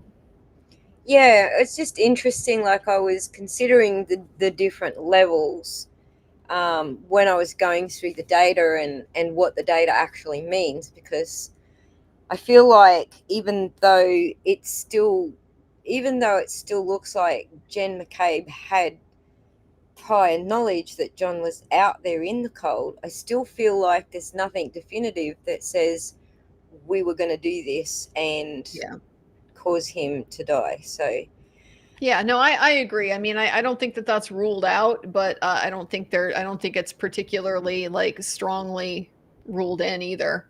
Yeah, interesting. And then we move on to none of it can be proven anyway, and the current DA certainly has no motivation whatsoever to indict his friends or to even investigate his friends. So none of that is even on the cards. But I just was considering the different levels, because I don't know, different states have different ways they classify manslaughter right through to first degree murder and so on. So I was just trying to wrap my head around how that works in Massachusetts. So thank you for answering those questions. I appreciate it. Well, hopefully nobody snips you and tries to make out like you were more than speculating. It was just speculation, everybody. All of this is hypothetical stuff, you know. It's interpretation of the evidence and the kinds of inferences that you could draw from it, and you know, that's Right. basic word analysis. So, just because we got right to the end, my power just came back on. Yay! At the other end of everything, but that's always the way. But yeah, it's been a very interesting conversation, and you've answered a lot of questions. I've been trying to get lawyers on here for so long. Like, I got to ask Defense Stories a couple of questions that about the case that I had then, but obviously I'm doing a completely different deep dive now, so I had a whole bunch more questions. So I appreciate you coming on and answering my barrage of questions. It was very enjoyable. Is there anything that you would like to add, like to wrap up with that case, or maybe continue on with about the Turtle Boy case, how this is continuing, this whole we're going to frame people for shit they haven't done kind of thing? I mean, my big takeaway is really just that, God, Massachusetts is a real shit show. Like, I don't even, you know, I don't even know where you start to fix this stuff. The whole issue with Turtle Boy, that statute, I don't know how that statute passes constitutional muster. I really don't. It just seems so obviously problematic to me on its face because it's so incredibly broad, and there's no way that it doesn't at least hold open the possibility to penalize conduct that is absolutely protected under the First Amendment. Yeah. And it's just so particularly alarming because it's weaponized. It's so easy to weaponize that. You know, if I were in Massachusetts, I would be very concerned about that. It is actually one of the laws I can say that we've been very careful about here in Australia. Even though we have a lot less free speech here, because the cops basically tell you what you can and can't say, and they decide on the spur of the moment what you can and can't say. It really has very little to do with what's written in the law. On the same token, we have this process where they take it to well, what you call the Senate, I guess, and then everybody gets to vote on whether they think it's a good law or a bad law. And when it comes to these overly broad type things, they've usually been rejected, like widely rejected. So you've got these like real protectionist type people who want to protect everyone from everything and even the internet. And they want to put that to the Senate, and then the Senate, it's like, you know, all your current politicians and your backbenchers and everybody gets a say in whether or not that gets passed. And I'm just very pleased to say that some of this overbroad crap that they tried to bring in with our laws were broadly smacked down by most of the backbenchers. Obviously not the two-party state members, but it was definitely saved by the backbenchers. So one of the examples that I can think of was they're trying to stop protesters from preventing loggers and miners from going out and destroying the countryside. So they chain themselves to fences or whatever it is that they do. So they're trying to bring in these laws. And one of the ones they tried to bring in, I think it was Victoria, or it might have been Tasmania, I think it was Victoria, tried to bring in, if a protester is wielding a thing, then they are breaking this law. And we were like, what the fuck are they talking? What thing? Yeah. Thing. Wielding what thing? Like a sign? A what? What are you talking about? So that's how overbroad they were being with some of the anti-protest laws they were trying to bring in.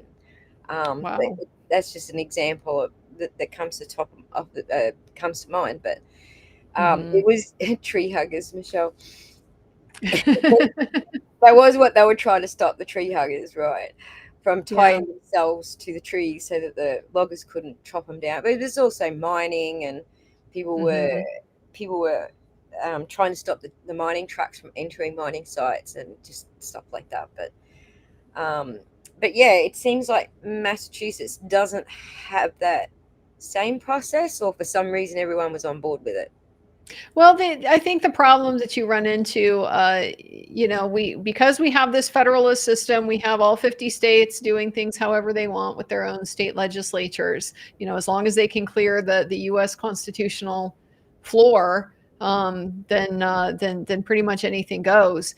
And so you wind up with different kinds of political configurations and different configurations of power. Over here in my state, for example, law enforcement unions, prosecutors unions, correction officers unions, they have a massive amount of power and influence. And so they donate, to political elections. They have a lobby. That's the type of thing that, if I were again speculating, I would guess is partially behind this Massachusetts statute, is that they want it to be easy for law enforcement to be able to go in and intervene, to protect the court process, is the justification for it. But they don't want to tie their hands too tight. They want to give law enforcement a lot of discretion to be able to handle that. And law enforcement likes having a lot of the discretion, and as it so happens, just coincidentally, they can obtain a lot of power for themselves by having that discretion, because they can become little mini tyrants with it. Yeah, So it all it back is. to power, doesn't it? It's the nature of the state politics, and the way things get done at that level, that I think allow for that process to be captured by the folks who benefit from it. Yeah, we're federalist here too, to a degree. So all the states are independent of each other. That's why I was saying that this was a Victorian thing, that the Mm. state of Victoria tried to bring it in. And then other states might follow suit. It depends if the lobbyists get in their ear. And usually, if it's mining, yes, there's always Mhm. lobbyists, and they've always got the money. Usually, logging's another one; they've got the money. So yeah, it's kind of a similar thing here. But it's Interesting. yeah, it is interesting to learn about the different countries' laws, and it's forcing me, the fact that we can't cover Australian law, Mhm. Australian cases ourselves. Um, it's that's forcing me to learn how your system operates. Mhm. But I've always been, interested in the Westminster system, which we've kind of moved more towards away from Westminster and towards federalism. We're kind of on the cusp in between the two, I guess, different states for different things. So, Hmm. but yeah, it's been very interesting learning about your laws, and I love it when lawyers come on and tell me what the hell's going on, and then I get it. So I appreciate your time today. Well, sure. So yeah, all very interesting conversations. Last topic before we sign off. What do you think's going to happen with Morrissey? You reckon he's in or out, or what? What do you reckon's going to happen? You reckon he's screwed up enough here that he's out?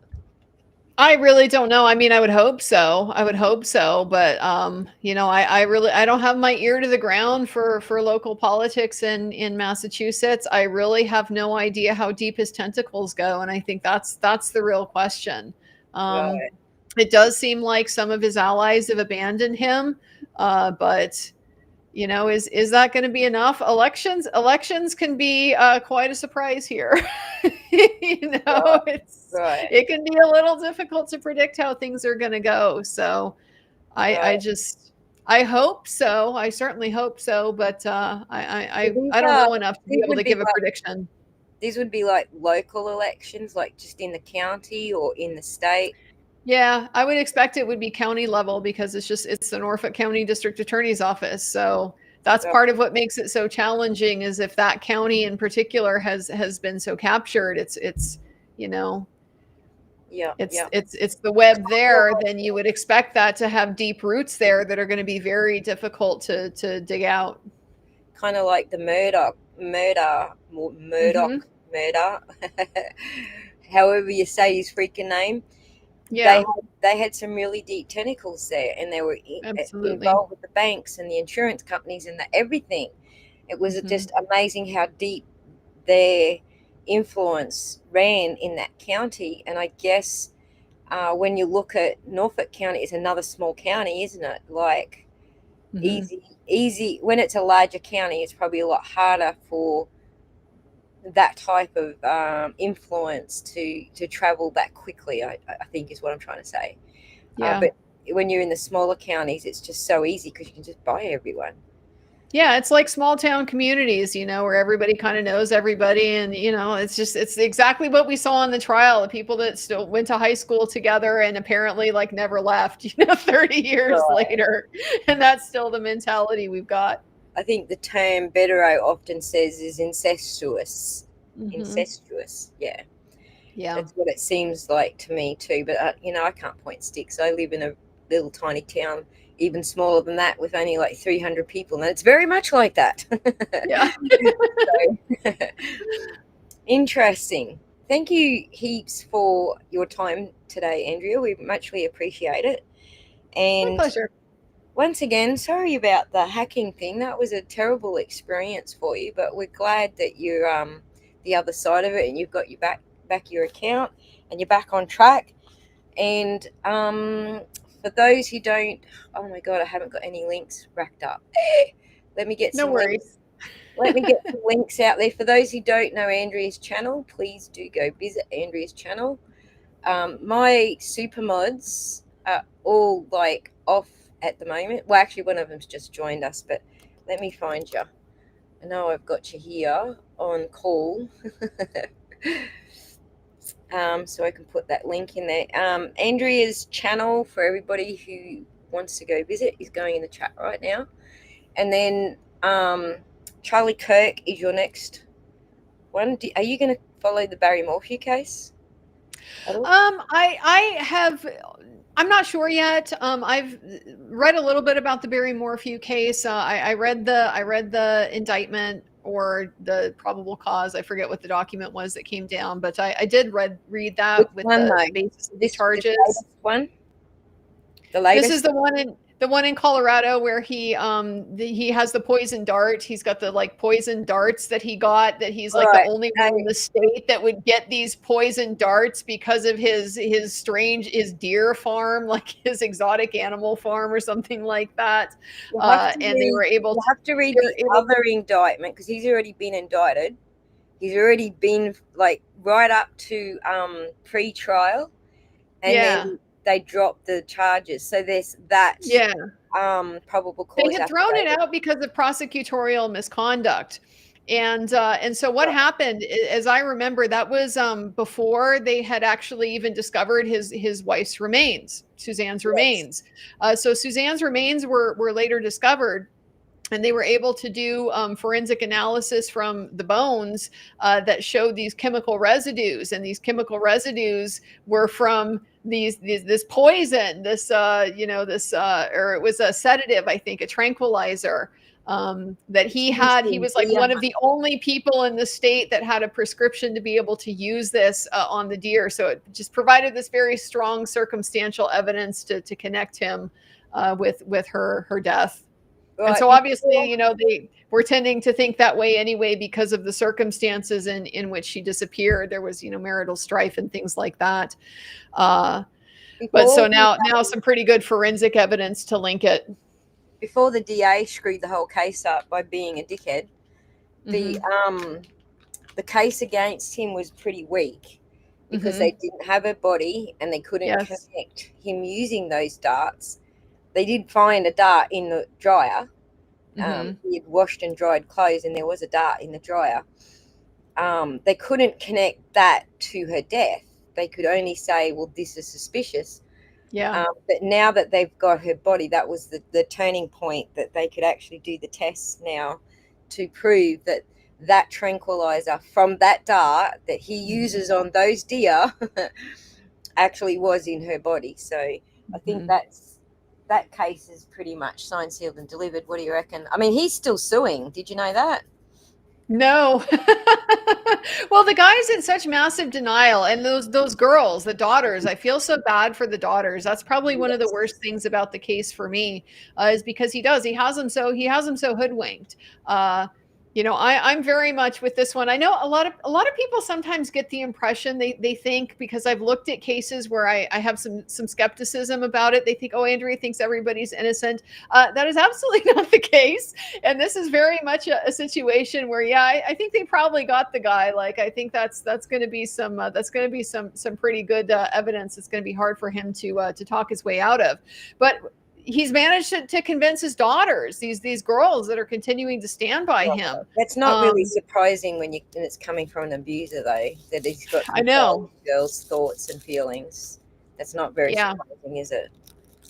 Well, and that just is what makes me wonder about, to what extent are we going to learn more about the relationship dynamics? I mean, there's been a little bit of information out about it, certainly with respect to him and Suzanne. But as far as the daughters, I don't know. It's an ugly situation. I hate seeing, family dynamics like that, because it's going to be so damaging to those girls. They're going to lose both parents out of this. So, very sad. And even sadder that they don't understand that what he did to their mum.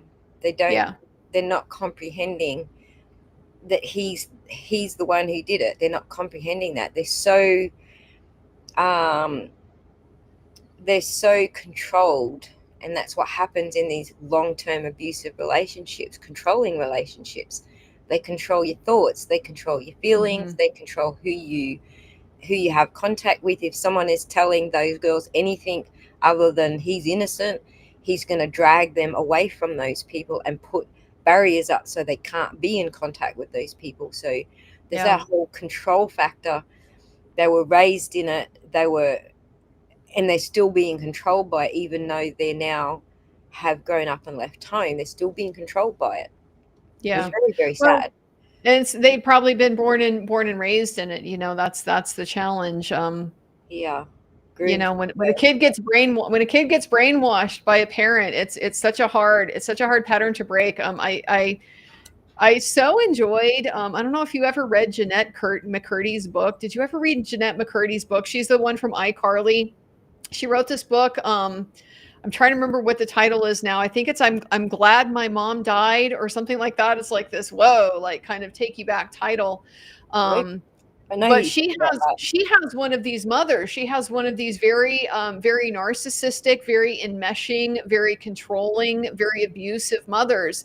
And it's extremely well written, because you see her go through the process. She didn't realize this, she didn't have the perspective on what her childhood had been like until much, much later in life, when she's, experiencing all of this dysfunction and stuff like that.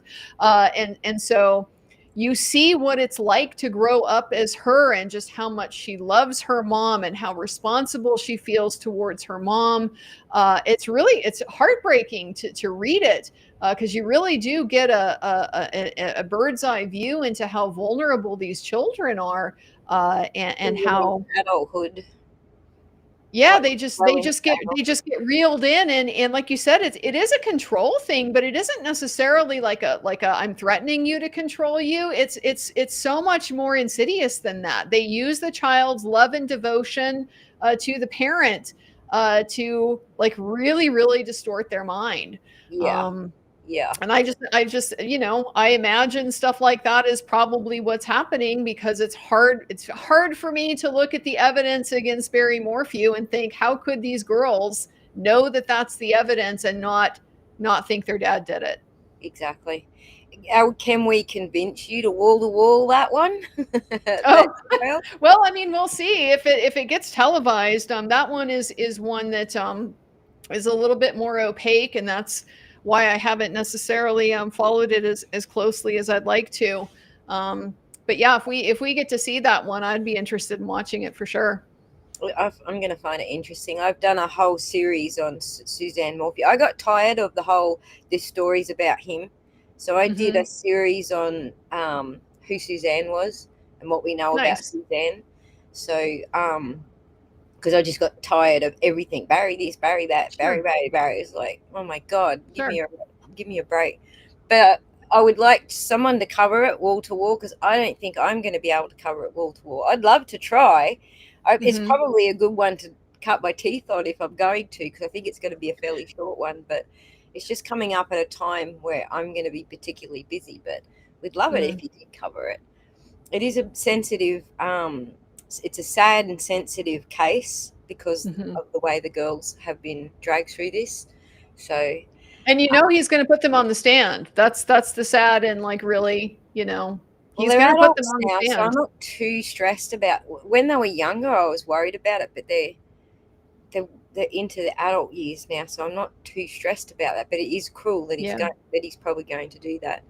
Yeah. Do you think Wendy Adelson has that same?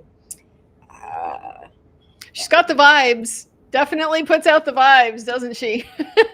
Being controlled. This mom is, a little too up in her kids' business, a little too not willing to let them be independent beings. She's got that vibe. Right. I was actually going. I hadn't thought of it that way, but you're right. Because that's what happens is that they're brought up in this coercive, controlling situation, and they carry it on. But my question was, do you think that was going to be her excuse to get out of anything because her mum was so controlling? Oh, Wendy's? Yeah, Donna being. Oh, yeah. That parent. I don't know. Could be. I don't know. You took it in another direction that I hadn't considered, but you're probably right. She's probably continuing this on. The fact that she won't let the other parent, see the kids. She's clearly continuing the pattern with her own children. She's controlling the relationship with the father's family. She's got the father's family alienated. I hate to even imagine the poison that is probably being dripped into those kids' ears. I don't think so, Britt. Is Canada? No. Not I don't believe it is. I'm pretty sure Colorado doesn't have the death penalty. Does Colorado have the death penalty? I don't think they do. It'll definitely be a life sentence. Yeah, no, they abolished it. So no, it's not a death penalty case. Yeah, they're a Commonwealth country, or Commonwealth state, a Commonwealth, part of the Commonwealth, and they did abolish it. So that's what I was thinking too. He's on bail. Yeah, he's bailed out, and that right there, I feel like one of the things that I say frequently is that whether you're in custody, this is why what you have to wear in court, whether you should wear jail clothes or be able to come up in your normal clothes and stuff like that. This is why it matters, because being in jail pre-trial is a proxy for nothing other than do you have money or not. It doesn't mean you're more dangerous. It doesn't mean like you're a worse person. It doesn't mean you haven't done a more egregious crime. It just means you don't have the money to bail out. Barry Morphew does. So he's out on the streets and he gets to show up to court wearing whatever he feels like. The sad thing is the money he's using to bail out is Suzanne's inheritance. So that's a bit sad as well. I was just shocked that he even was able to get bail, because this is his second indictment for the murder, or re-indictment for the same murder. So I was just shocked, and then I got a billion thoughts going at once here. Let me just try and pull them all into some sort of a semblance of order.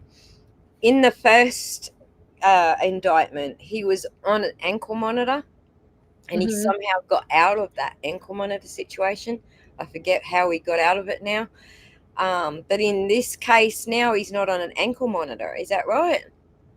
I don't recall. I'm not sure about his conditions of release now. I know he is out on bail, but as far as the rest of the details, I'm not too sure. Yeah. So in between that, he sued the county. And I believe that's still pending, right? Yeah, I'm not sure. I should take the time, to look into this one a little bit more. This is what I was trying to get a lawyer on here to ask these questions, like way back when he first sued. I was like, does this mean the county can't bring the charges because that's who he's suing? Like, isn't that a conflict of interest or whatever? But then they found her body in another county, and I was like, well, yay, because that rules out that sticky situation. If he's suing the other county, the county where a body was found aren't being sued, so they can prosecute. So that either Either way, suing the county isn't going to conflict them out. People who are prosecuted by a county complain about the county all the time. That's not going to be grounds to move it or to throw out the charge or anything like that. The worst case scenario, and probably what would likely happen anyway, is that they're going to stay his civil case until they see what happens in the criminal one, because it's pretty important to the outcome if he ultimately ends up convicted of the crime. I can't remember the reason why I hesitate to say a whole lot about it is because I don't remember exactly what his civil case was. I just remember that he did bring one. But if it's a 1983, a violation of civil rights case, one of the predicates that you have to show is you have to show termination favorable to the plaintiff. And so when the case was dismissed, he's met that standard. But now that he's recharged, it's kind of up in the air again. So there was a couple he might be able to meet it if he's acquitted. But at this point, there was a couple of ways he met the standard too, was because DA Stanley ended up being fired for corruption. Yeah, involved with that case. So I think that was another, like, that I think that might have been perhaps the Monell side of it, of his case, perhaps. Yeah, probably. I mean, details too, because it's been a few years between the two. But yeah, it'd be good if you covered it. Yeah, so then I know I'm getting some like proper legal commentary on it, because I don't know that anyone else is going to cover it. It's a much smaller case. Mm-hmm. And most people tend to, well, I think most of the lawyers tend to lean towards the controversial cases. I feel like this is like far less controversial, like it's a he done it, end of story, full stop, stamp the papers. So I don't feel like anyone else is going to cover it. So if we can convince you to, we're going to try. I won't say absolutely not. I will think about it for sure. Yeah, cool. Also, we would like to pressure Andrea into kitty cam. What does the audience say? I was going to hold a poll for this, for kitty cam. We would like kitty cam.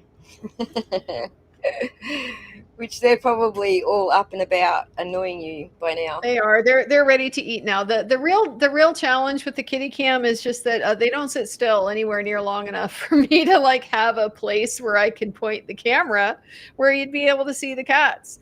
And so probably the best thing is to just, kind of like this, have them visit from time to time when they feel like. That's what we've been rolling with so far. But yeah, nice. I'll kind of see as they grow up and have more of their habits established and things like that. Maybe there'll be a place that they hang out a lot and I could stick a camera over there. How are you going to handle a family of 5? Well, I'm going to build a catio. A what? A catio. A catio. A patio for the cats. Yeah, outside, like an enclosure outside, so they can go hang out and stuff like that. Well, Gus has a little bit of a goopy eye right now, so it's not really looking all that great. But he's a very sweet boy. He's a little cuddle bug. You know what? The blue ones are always the nicest personalities. Yeah. And the black ones are freaking mischief. Always. Oh, my black kitty loves me so much. She loves me more than the rest of them do. Yeah, is she mischief? But I don't think that translates to anybody else. Is she mischief butt? The black ones. Black ones I found, the Himalayan type, but like background variety. They are so mischief, and they're so clawy and playful and mischief. she's probably not my my biggest rascal. My biggest rascal is going to be the brown tabby, and then the big gray tabby. He's pretty rascally too. The black one, Lilith. She's much more independent. She's the most independent of all of the cats. Like, she decides, very much when she wants to interact with you. The rest of them are pretty, pliable. They're pretty receptive to me, coming out, or even the dog, comes up and kind of like, licks on him and stuff like that. Lilith will like hang out away from everybody else and just kind of like look down on them and watch. She's a very different personality than the rest of them. Well, they're all very beautiful cats, and like we don't even know where they came from, do we? Well, they were just random stray cats, little stray cats. They're always cute when they're tiny, but that's Yeah, how it is. That's what sucks you in. it does. It does. Well, I wish you all the best with your little family of cats and the rest of the tribe as well. And send our love and best wishes to Jeff while we're on the topic. Um, Actually, that sounded terrible. I didn't mean to put him on the same topic with the pets, but that's how it came Yes, out. this could be part of the family too. It's Should have been Jeff and then the pets. I'm sorry. he knows his place. It's all good. All good. Well, it was great to have you on, Andrea. We muchly appreciate it. Yeah, And thanks for having me. Always a pleasure. no worries. And I'm going to continue on for just a little bit longer because I want to talk to the audience about some of this other stuff that's going on. But I don't want you to be a part of that conversation because it's completely different to everything we just discussed. So I'm going to go feed these monsters anyway. So you all guys right. have a great night and thanks for having me and we'll catch up again soon. All right. Thanks, Andrea. Take care. You too. Bye-bye. All right. There we go, boys and girls. The long-awaited Andrea stream. So that was very enjoyable.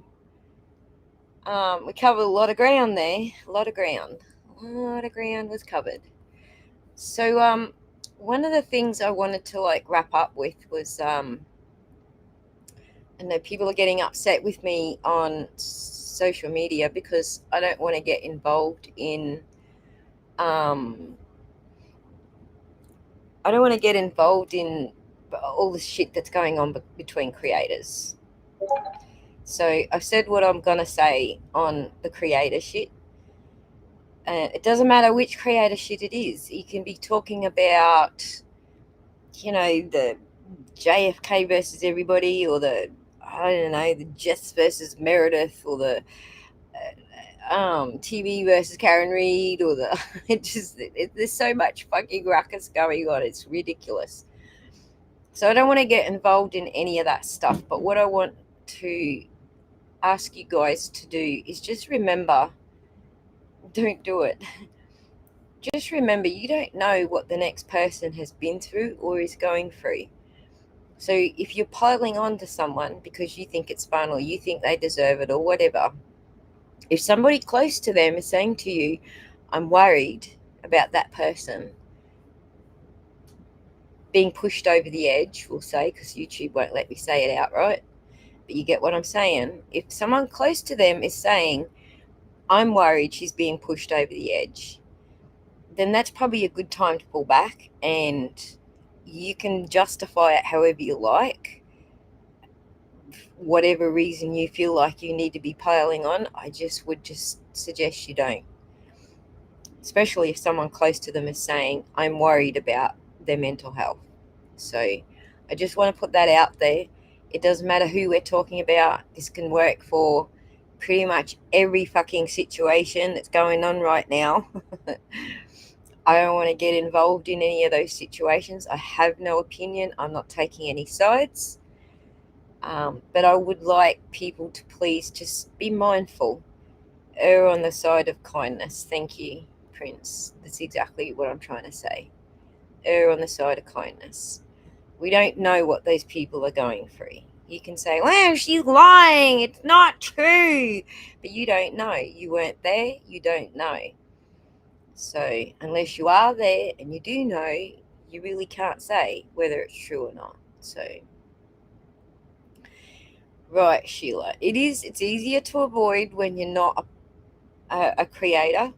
It's a lot harder to avoid when you are a creator and your audience is like, you need to say something. You need to take a side. It's like, no, I don't. When it comes to crime cases, yeah, maybe. There's certain crime cases where I'm like, sold, Barry is guilty. Sold, I didn't even need the court case, right? I'm leaning towards guilty already. So, that's bias, I know.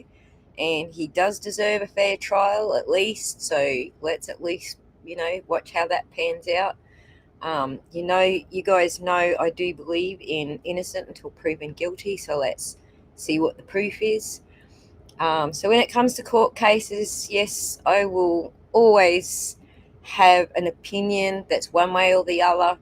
But when it comes to people, I'm really trying hard not to. I like all of the creators, no matter who's got a problem with who, no matter who you guys hate or love. It's completely aside of who I like or dislike. And I don't generally watch creators that I don't like.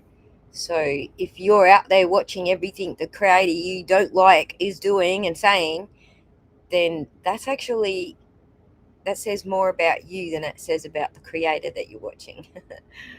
So we have our channels, we have our topics that we want to talk about, and I myself sometimes I want to vent, I want to talk to my audience, I want to tell you guys how I'm feeling, and I don't want you to turn around and use that against me. That's an awful thing to do. If you don't want to hear me talking about my feelings, don't press the stop button. You don't need to listen. So, but if you're out there just doing this for the fun of doing it because you think it's funny, because for some reason you've justified in your own head it's okay to do this thing to this person whose partner is clearly telling us she's on the verge of self-harm, that this is right. It became toxic very quickly, Brit. The whole situation did. So I think you all know exactly which situation I'm talking about, but there are other situations, that have become toxic very quickly. Like I watched Jess Machado and Meredith going at it the other day, and they're both coming at it from a toxic angle, which I think is not healthy. So I don't want to come into it. I don't want to take sides there either. I like them both. I don't even think Meredith's a creator, but she kind of earned that role by being with Turtle Boy. So I have no dramas with either of them. I don't want to get involved in the toxic shit that's going on with that. This there's the flip ahead and Olivia thing. All right, I'm definitely taking a side with that one because what he did was abuse. The whole "you're making me crazy, it's your fault, I'm a fucking dickhead." That shit's abuse, all right? I'm definitely taking a side with that one. Olivia doesn't need to explain nothing to nobody where he's concerned. Um, all the other people that are still going after her over that shit. I knew who she was. I'd seen her face around. I'd seen her in photographs at Karen Reed events. I knew who she.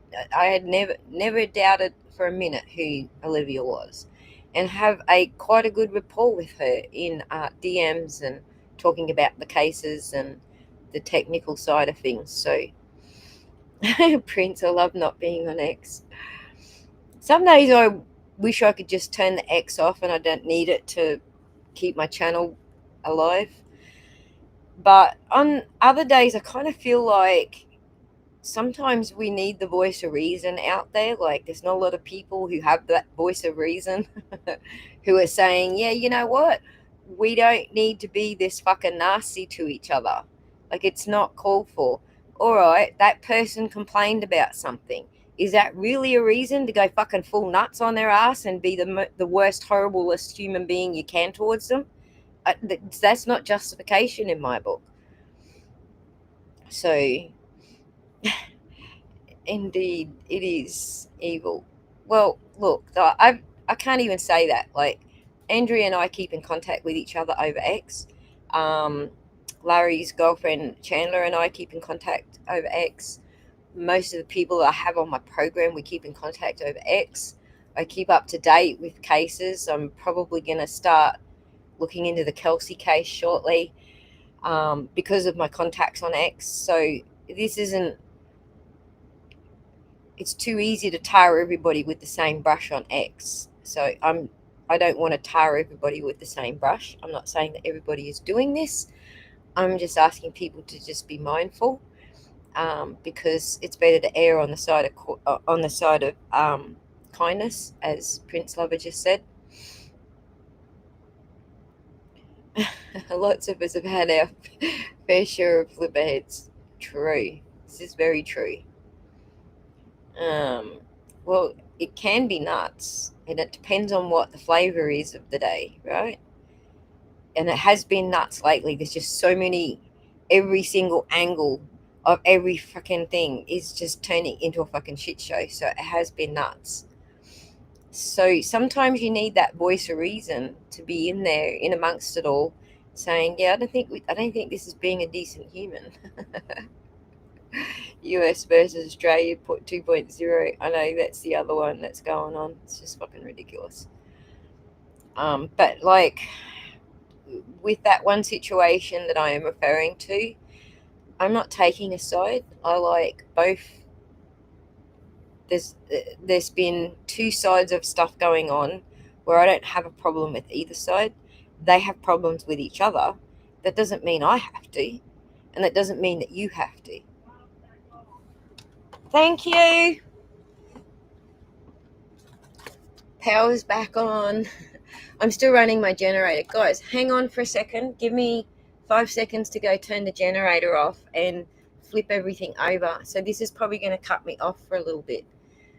Oh, fuck. It is. It's going to cut me off for a long time. So I'm probably going to have to sign off. That was my last word. I got to go. I got to go turn the Jenny off and switch over to the power. So everybody take care of yourself. Take care of each other. And remember, err on the side of kindness. Thank you for that, Prince Lover, because I'm just going to hang on to that for a little while. When the devil has nothing to do, he plays with his children. That's very true. All right, guys, I've got to go turn the Jenny off. It's annoying the landlord. Be good. I love you all.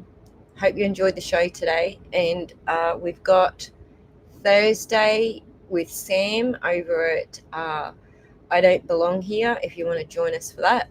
But I'll put some notices out for everybody so you can see that that's going on. But it looks like it's going to be Thursday for Australia, Wednesday evening for Americans, midday-ish or 1 p.m. for Australia. So, all right, everyone, we'll talk to you later.